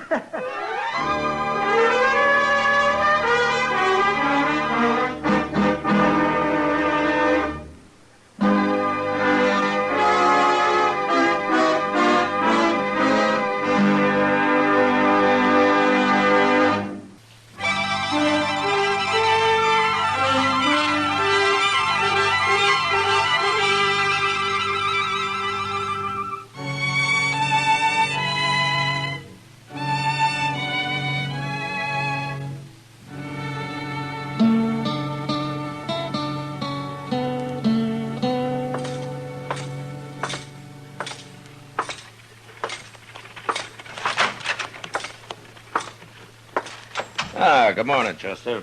Morning, Mr. Dillon. Is the prisoner awake yet? Yes, sir, he's awake, but he's sort of wishing he wasn't. No? Not after last night. I never saw Bob Adams that drunk before. I gave him some coffee a little while ago, and you know what, Mr. Dillon? He wouldn't drink it before he poured about a spoonful of tobacco in it. That's mule skinner style, Chester. My. Bring him out here, huh? Yes, sir. Come on out into the sun, Adams. It's time to own up to your dark and evil ways. Well, I sure must have been drunk if I let you throw me in jail, Chester. I didn't throw you in jail. He did. But I could have. Well, howdy, Marshal Dillon. I thought you was out of town. Well, I got back late last night, Adams. Just in time to stop you from blowing the roof off the Oliver Ganson. Oh, well, I don't even remember. Whoa. There's your gun. You turning me loose? You didn't commit any crimes. You were just getting worked up to some. Oh, well, thanks for stopping me, Marshal. I guess I was a little wild. Too much to celebrate, that's what. Oh, what were you celebrating anyway? Well, selling out. Selling out? Yeah. You mean you sold your freight business? Both wagons and all my mules, the whole caboodle. Yes, sir, I sold out just like everybody else. What? It happened while you was away, Mr. Dillon. Every freighter in town has sold his outfit to a man called Ivy from St. Louis. We all got a good price for him, too. More than he was worth. Well, what's this Ivy going into the freighting business so heavy for? Says he wants to invest all his money in one business, not scattered around. Well, what are you and the other men going to do now that he's bought you out? Oh, we'll blow our money for a while and then probably go to work for Ivy. You know how it is. Only man who hasn't sold out's Joe Trimble. And that's just because he won't get back to town till today sometime. There's nothing wrong with Ivy, Marshal. He's as nice a fellow as you ever met. But I don't much like that man he has following him around all the time. Cam Spiegel. No, I don't like him neither. Did you say Cam Spiegel? That's right. Where are they staying? At the Dodge House? Why, Marshal, what's wrong? I don't know, Adams. But if this Ivy has Cam Spiegel with him, there's plenty wrong.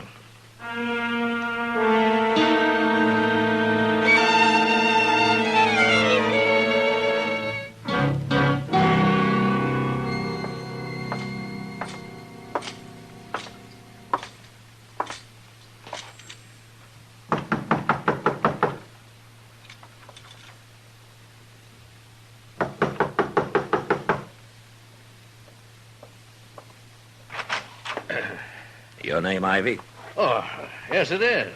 What can I do for you? I'm Matt Dillon, Ivy. I'd like to talk to you. Oh, you're the U.S. Marshal here. That's right. Well, come in, Marshal, come in. I've been wanting to meet you. Well, Marshal, Dodge acquired a new citizen while you were away. Yeah. I've set myself up in the freighting business.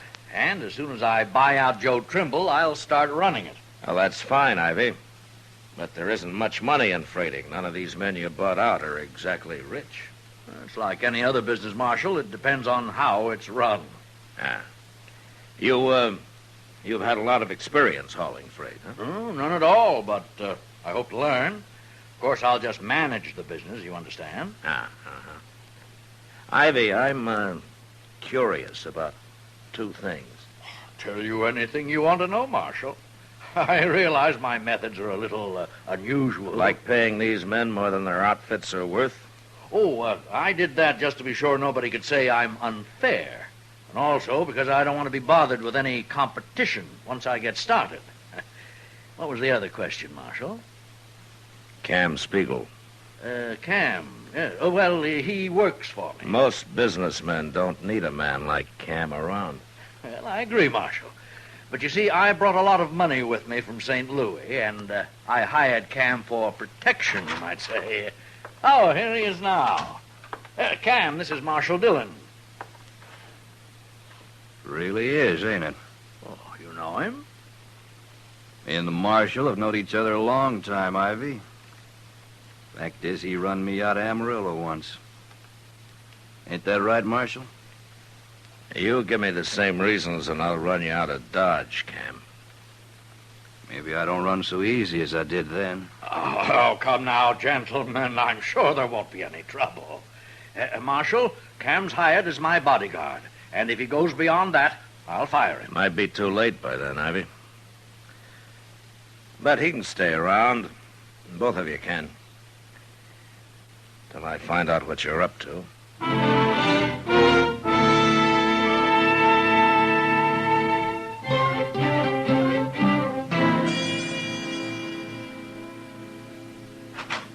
Mr. Dillon, Yeah, what is it, Chester? Joe Trimble just pulled into town. He's with his wagons outside here. He'd like to talk to you. Oh, okay.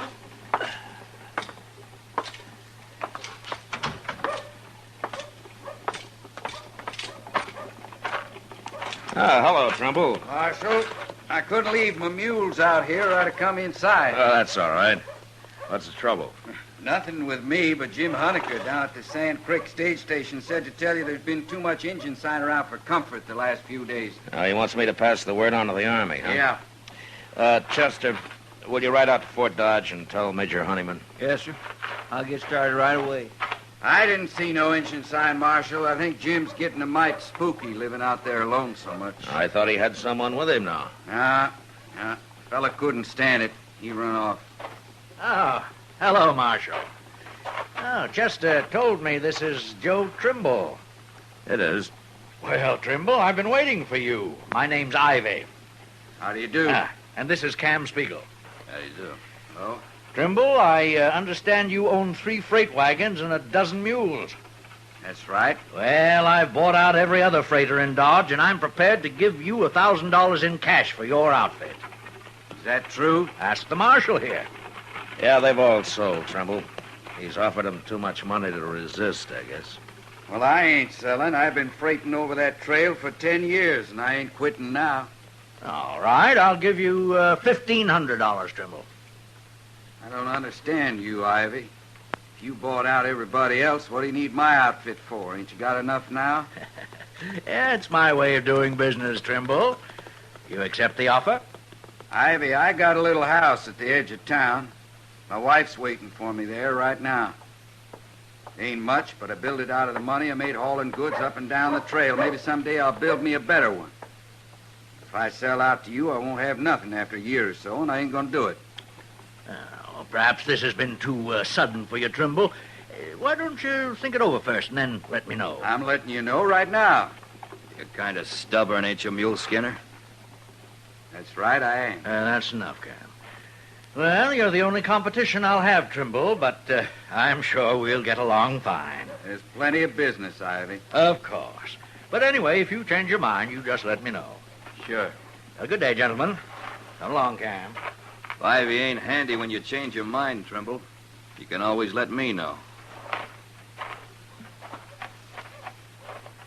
Now, what's he mean by that, Marshal?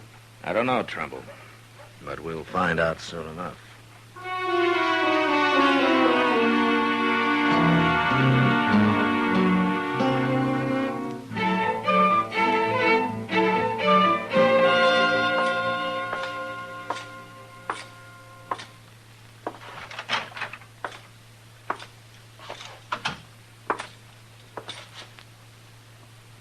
Chester, what are you doing? What is all this? Curtains, Mr. Dillon. Curtains? Well, what for? Well, sir, a girl I know got some new ones, and she gave me these, and I thought nailing them up would make this place a little more inviting, if you know what I mean. A jail inviting? Oh, well, Mr. Dillon, I don't aim to hang none in the I cell. don't aim for you to hang them anywhere. Now pull them down and throw them out. Yes, sir. But that little girl's sure going to be mighty disappointed. She threw them out herself, didn't she? Thrills. Marshal? Oh, hello, Chester. Hello, Trimble. You want to buy some... Chester. Marshal, you know what that man Ivy's done now? What, Trimble? Well, you remember yesterday how he tried to buy me out, and I couldn't understand why he needed every last freight outfit in Dodge? You know now, huh? I sure do. Marshal, just this morning, Ivy's doubled the usual prices for freighting. Doubled? That's what he did. Every merchant in town's hopping mad about it, too. They all come to me and want me to do all their freighting, but of course I can't. Not with only 3 wagons. Yeah. So that's Ivy's way of running a business right. He come to see me, too. Well, what'd he want? He said if I doubled my prices, too, then everything'd be fine. But if I didn't, it'd be unfair competition for him. You gonna do it? Of course I ain't. I'm an honest man, Marshal. Then you're in trouble.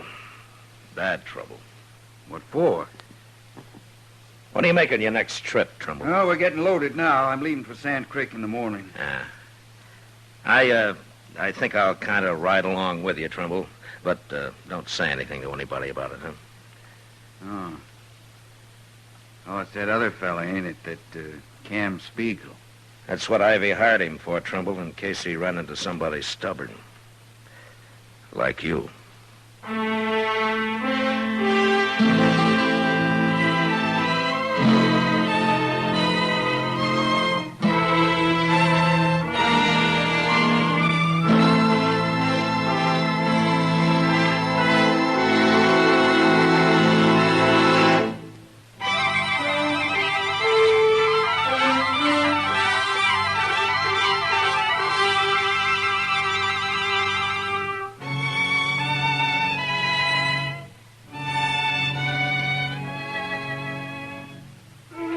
It wouldn't be much trouble to hide out with a rifle somewhere along the trail and shoot a teamster off his wagon.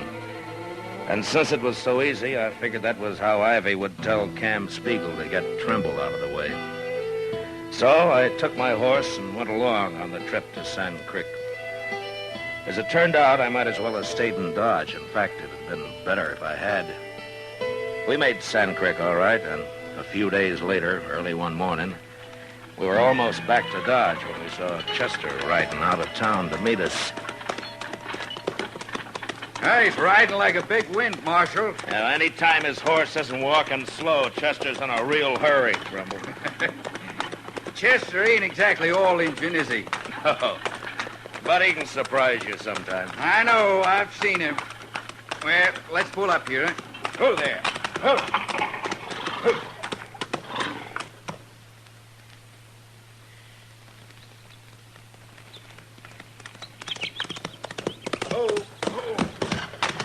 I was hoping I'd find you close by. Is there anything wrong, Chester? Yes, sir, there sure is. We had a fire in Dodge early this morning. What? Fire? Where? What burned? Trimble, I sure do hate to tell you, but it was your house. Was it bad, Chester? Plumb to the ground. My wife? Oh, Doc's out there with her now. She was still alive when I left. Oh. Give Trimble your horse, Chester. You can drive the wagon on in from here. Yes, sir. That's why I come to meet you. Here, Trimble. Thank you, Chester. Any idea how it happened, Chester? No, sir. Nobody has. All right, we'll see you in Dodge. Let's go, Trimble.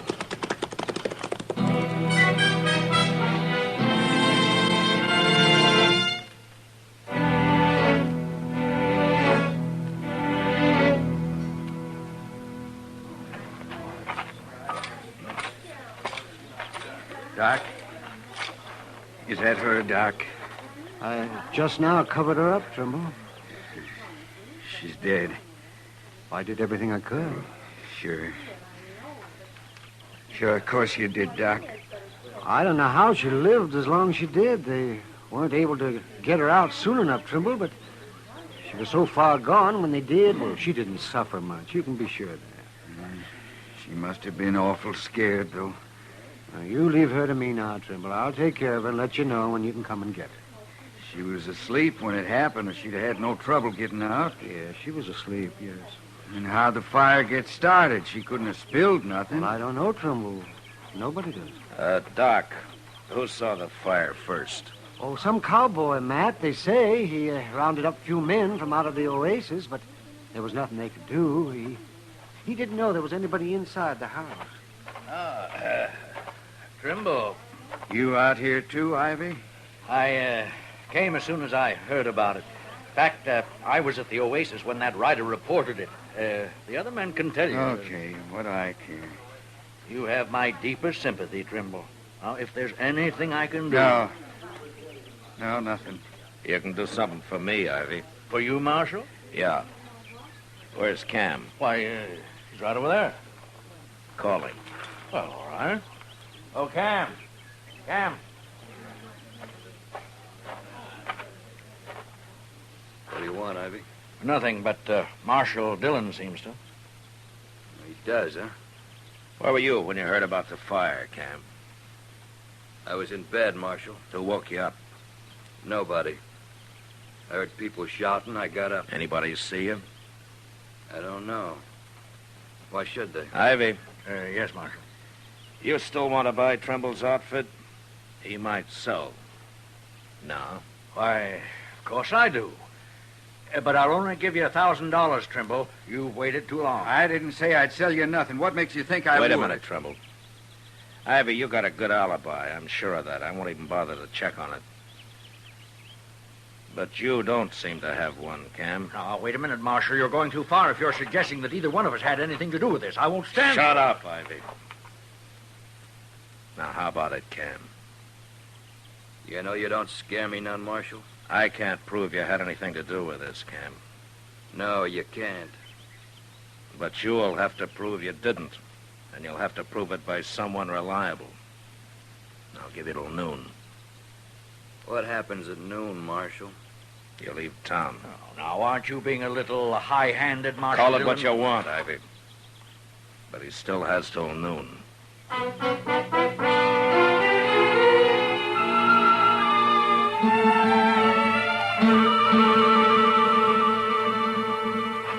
Matt? Yeah, what is it, Kitty? Matt, look at this. Huh? That's $300. Uh-huh. What's this for? I want you to take it and give it to Cam Spiegel. Cam? I got it from him. Along with a hint that if I didn't take it, I'd end up in a ditch with a bullet in my head. Oh. You were supposed to be with Cam last night, is that it? That's it. And the idea is that if I alibi for him, you'd believe it. Oh, Cam's right, Kitty. I would. It's up to you how you get the money back to him, Matt. But couldn't you stuff it into a shotgun and give it to him that way? I've often said it's a good thing you're not a man, Kitty. If I were, I probably wouldn't be any better than the rest of you. Well, it's almost noon. Matt? Yeah. I'll buy you a drink after. How can you? You just threw away $300. Oh, Matt.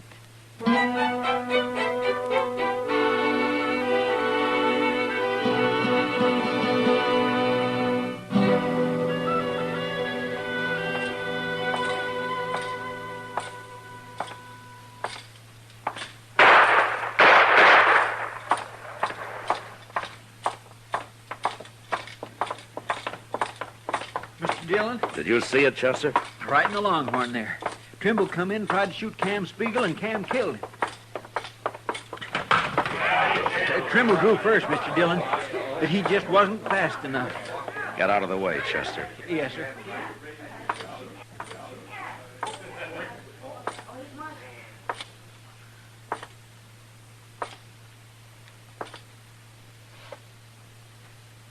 Tried to kill me, Marshal. For self-defense, he drew first. Cam, I've changed my mind about your leaving town. What? You're going to jail instead. Jail? Everybody here's a witness to this, Marshal. I'm talking about Trimble's wife.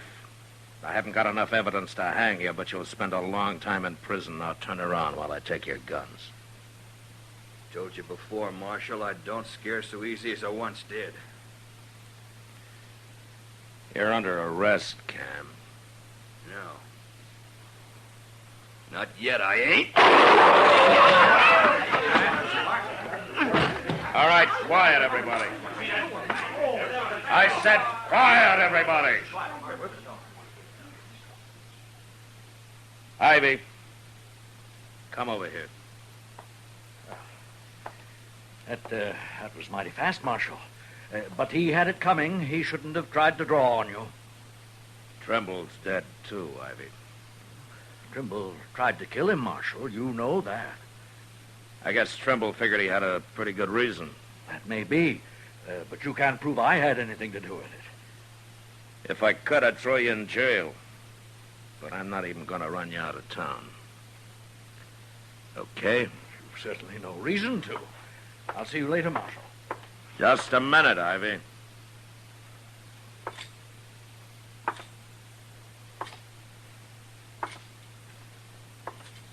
Here. Here's $300 Cam gave to Kitty to alibi for him. Somehow she didn't want to do it. I don't know anything about it. Why, give it to me. Take it, Ivy. It was your money in the first place. Cam was just working for you. I won't stand for this, Marshal. You've no right. You know, the Trembles were pretty well liked around here, Ivy. You just might get out of town alive. If you hurry.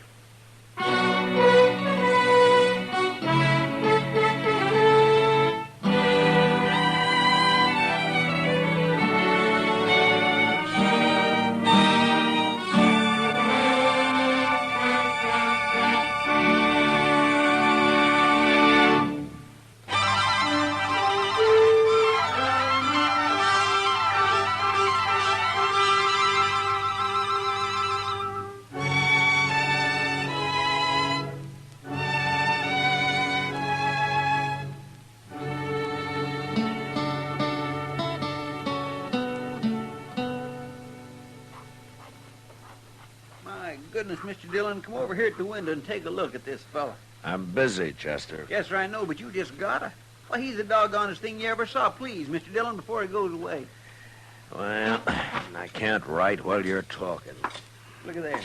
See? In the coonskin hat across the street there? Why, he looks to be 8 feet tall. Now, that's 'cause he's so skinny. And that long rifle. Looks like a fish pole. How's he going to shoot buffalo with that? He's a squirrel hunter, Chester. That's a southern mountain man. Now, that fella he's talking to now is pointing this way. Oh, here he comes. Howdy. Hello. Well, come on in. Be you the... what you call 'em? Oh, the marshal? I'm again schools and education. Never heard nothing called a marshal. I'm a peace officer. I'm a country man. I'm again towns, too, and jailhouses. Well, so am I, but sometimes they're necessary. No, they ain't. No more'n the law is. It ain't fitting for some folks to be meddling in other folks' business. Uh-huh. Well, where do they figure it like that, stranger? The Ozark Mountains? Better country than this. My name's Luke Humbird. Mine's Dillon. This is Chester Proudfoot. How do you do? I knowed a fella called Proudfoot once. That so? Yeah. Well, there ain't too many of us. It might be a relation of some kind. All I remember is how he crimped up every time I kicked him in the belly. He did? Marshal, man outside said you'd help me find where Hank Witherspoon's living. Witherspoon? Yeah. Oh, the one who came out here about a year ago? He's got an old mountain gal with him. They're married. Sure, I know them. They got a place up near Rock Springs, about 10 miles north of here. What kind of place? Oh, just a shack and a patch of corn, as I remember. I'll find it. Well, you come a long way to see your friends, Humbird. The Witherspoon ain't exactly a friend, Marshal. I gotta get going. It being Saturday and all. Wait a minute.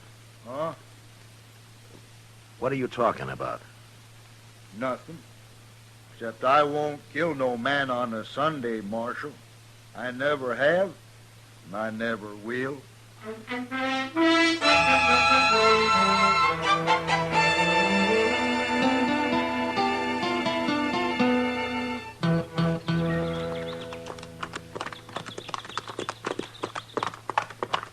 You think Humbird meant what he said, Mr. Dillon? He's too mountain simple to lie, Chester. Yes, sir. Hey, look, there's Miss Witherspoon now, out in the corn patch. Yeah, I guess it'd be polite to stop and say hello to her first. Come on.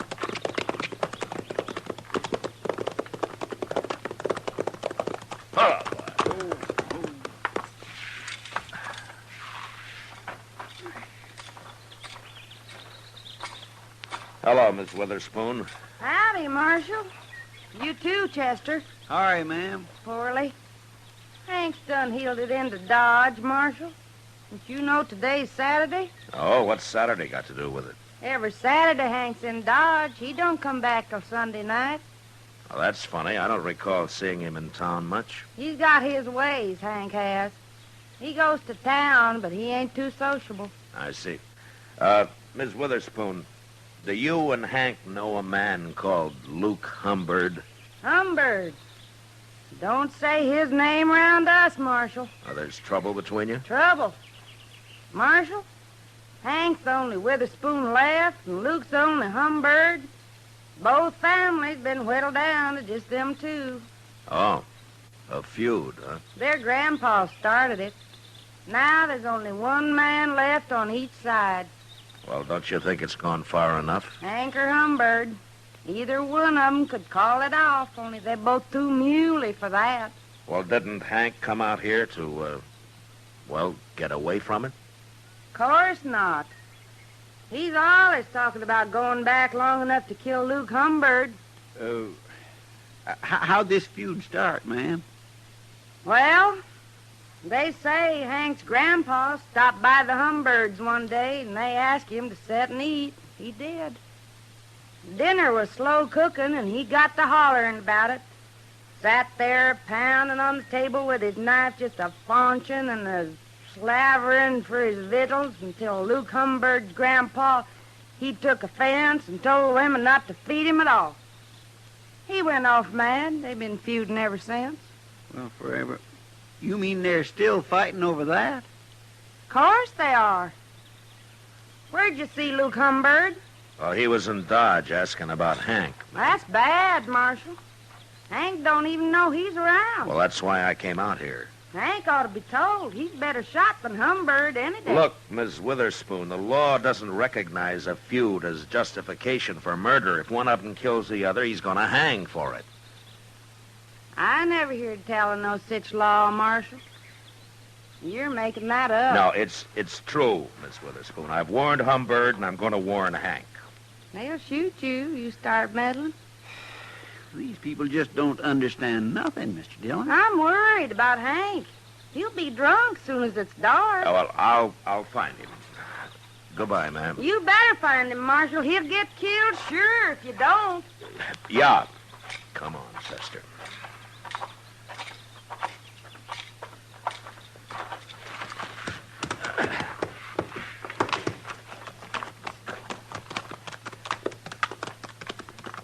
Are hill people all like that, Mr. Dillon? Yeah, they're mighty independent, Chester. They're mighty crazy, if you ask me. Why, it's like they don't even hear what you're saying. Well, I guess anything to do with the law is a new experience for them. Now, look over there, Chester. Huh? By that little bluff over to your right there.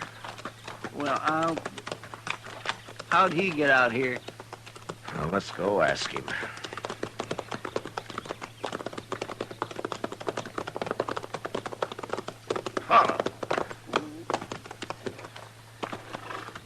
Hello, Humbird. That Witherspoon's place, Marshal?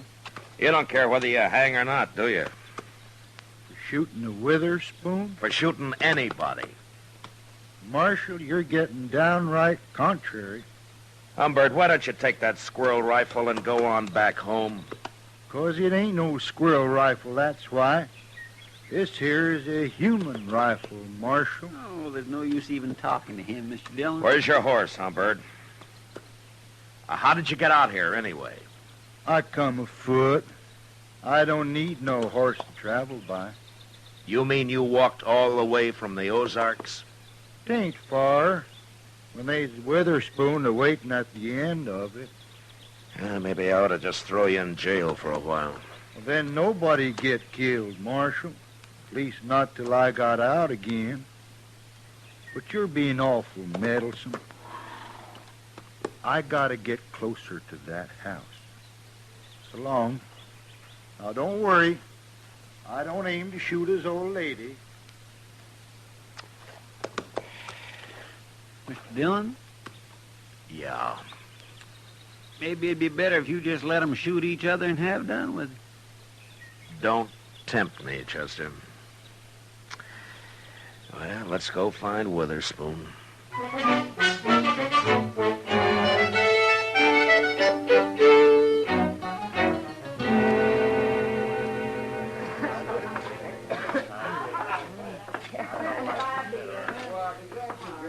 ask Sam if he's seen Witherspoon, Chester. All right, sir.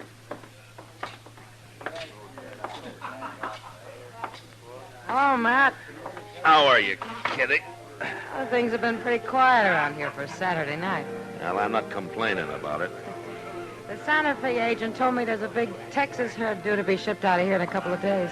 Well, those boys will liven things up for you. For you, too, I expect. Where you been, Matt? It's pretty near midnight. Kitty, I've been trying to stop a feud. A feud? Yeah, What kind of feud? an old one. There's only one man left on each side. Been a long time since I've heard of a feud around Dodge. Well, this one kind of got transplanted from the Ozarks. Oh. Say, don't tell me that crazy Hank Witherspoon's mixed up in it. I've been trying to find him all evening. You know where he hides out? I bet you $1 he's right out back, Matt. What? Regular as clockwork. Every Saturday night he comes in carrying a long rifle and buys a bottle of corn from Sam and takes it out back and drinks it. All alone, as far as I know. He just sits there, looking at the moon and drinking his whiskey. Never causes any trouble, Oh, no wonder I never see him around. Mr. Dillon? Yeah, I know, Chester. Kitty just told me. Go see if he's there. Bring him in, will you? Yes, sir. Who's he feuding with, Matt? Fellow by the name of Luke Humbird. I never heard of him. He just arrived today. On foot. On foot? Yeah, he's all legs, Kitty. A real traveling man. Well, if he's anything like as weird as Hank Witherspoon, you got a problem on your hands. Yeah, I know. Well, here he is, Mr. Dillon. I made him leave his rifle outside. Hello, Hank. What do you want with me, Marshal? I don't like it all cooped up in here. Hank, Luke Humbird is looking for you. Birds and the Witherspoons been looking for each other nigh on to 40 years, Marshal. They most all got found. How drunk are you, Hank? Marshal, my old woman won't allow no drinking on the police, so I gotta come into town every Saturday. Hank Witherspoon. It's Humbird, Mr. Dillon. I got you caught like a bear up a tree, Hank. But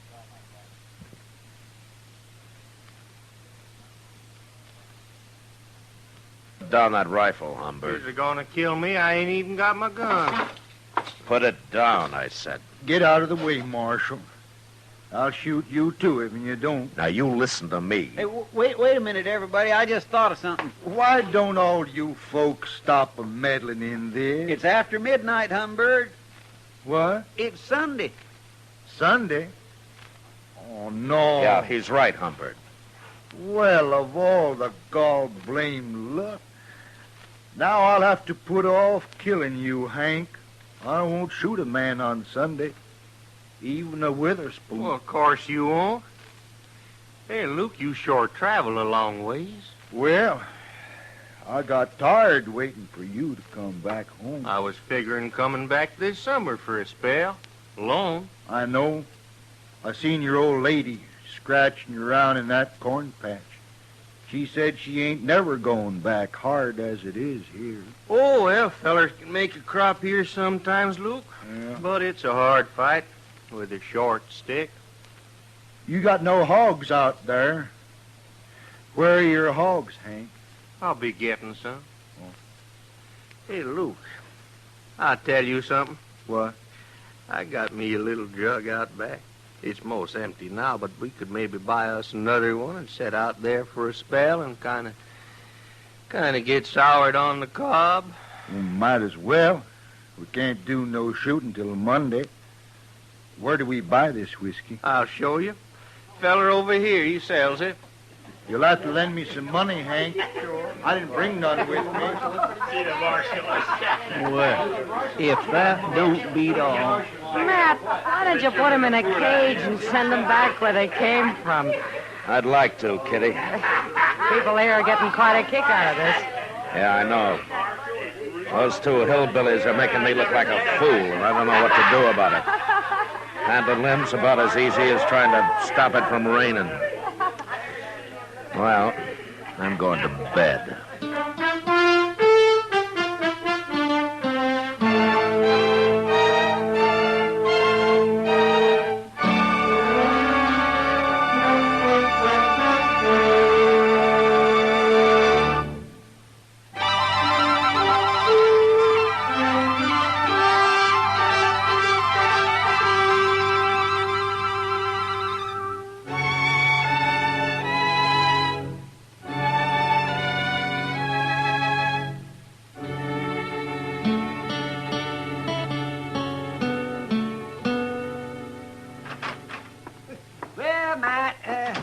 Chester around? He went across the street for a beer, Doc. He ought to be back soon. Well, it can wait till morning. Well, Matt, I've been hearing all day about your feuding mountaineers. Yeah, they've been drunk all day, lying around out back of the Texas Trail. The shooting won't start till midnight. Oh, you're going to let them go ahead with it? And I've about decided to throw him in jail. Give me time to think of some way to get rid of him. Well, that's a good idea, Matt. People are saying that this is the first time you've run into something that you can't handle. Yeah, they're kind of enjoying it, too. I'll bet they are. Yeah, and all over a couple of crazy... What's that? That was a rifle shot, Doc, a long-barreled human rifle. Now, you might as well come along. I thought they were against shooting each other on Sunday, Matt. I thought they were, too, Doc. Maybe they got so drunk they forgot. Yeah, well, sure looks that way. Now, watch your step, Doc. It's pretty dark back here. Over here, Mr. Dillon. If Humbird got shot, I was right inside when I heard it. Oh, that's old. Here. Let me take a look at it. What's the matter with Hank, Chester? He looks like he's been shot, too. Too much corn whiskey, I guess. Scoop some water out of that rain barrel there and throw it on him, huh? All right, sir.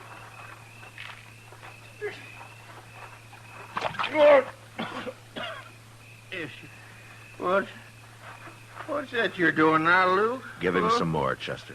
Okay. Oh! Hey, now, stop that, I tell you. You're making me all wet. Say, Matt, this man over here is still alive.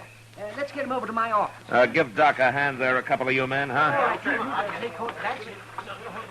Luke, huh? Where at's my rifle? I got your rifle right here, Hank. Did you shoot him, Hank? Well, sure. I was aiming to, I guess. How could you shoot him if you were passed out? Well, I don't know, Marshal. We got pretty drunk. I thought neither of you'd shoot a man on Sunday. Well, no, of course not. Why did you, then? You mean it's still Sunday? Hank, I don't believe you did this. Marshal, you quit messing around. I'll shoot you next. Chester. Yes, sir. Throw him in jail. I'm going to take a look around. Jail? I ain't going to jail. Come on, get moving, Hank. No. Come on, I'll poke this rifle right through you. Quit that. Well, then start walking. If you put me in jail, I'll just bust right out again. Oh, no, you won't. Not if I have to break your leg to keep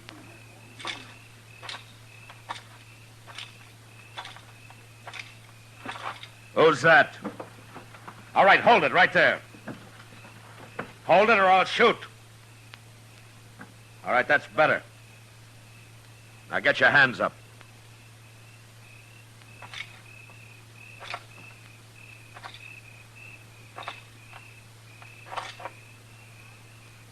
Well, I'll be... I ain't armed, Marshal. Put your hands down, Miss Witherspoon. What are you chasing me for? I'm a woman, Marshal. Come along, ma'am. I'll put you in the same cell with your husband.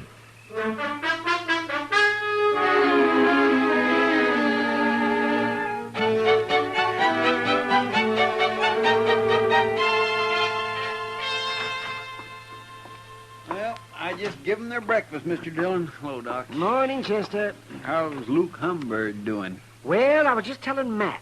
It's like shooting a bullet through water with that man. Oh, he's not about to die. Yeah, that's good news, I guess. Well, I'm going to talk to the Witherspoons. You two waiting here, huh?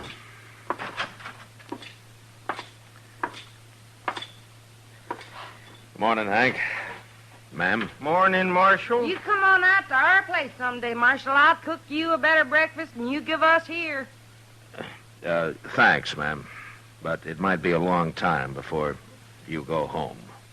I've been trying to explain things to Hank, Marshal. Oh? He's still arguing he shot Luke Humbird. But even he don't believe it. You're admitting that you did? Of course I did. You know it. Hank is too drunk. Humbird's all right. He's going to live. But you'll still have to stand trial for attempted murder, Miss Witherspoon. Judge ain't gonna do nothing to a woman. What'd you go do it for anyways? Feuding is a man's job. I got to thinking, that's why. Worrying.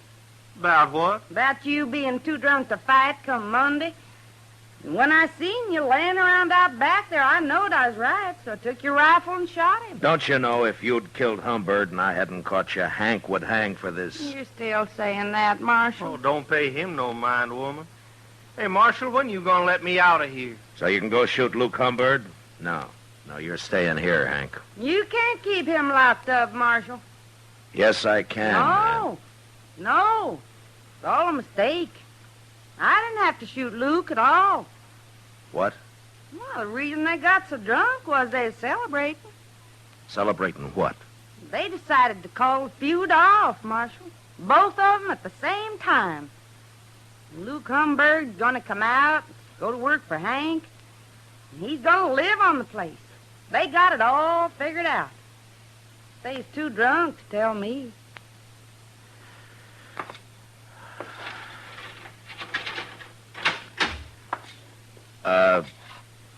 Ms. Witherspoon. Huh? I'll go talk to the judge. If you'll do me a favor, huh? Why, sure, Marshal. Go on home and take Hank with you, and I'll send Humbird out as soon as he's well enough to travel, and keep him out of Dodge. Will you? Please? Both of them? Sure, I will. Come on, Hank. Your drinking days is over.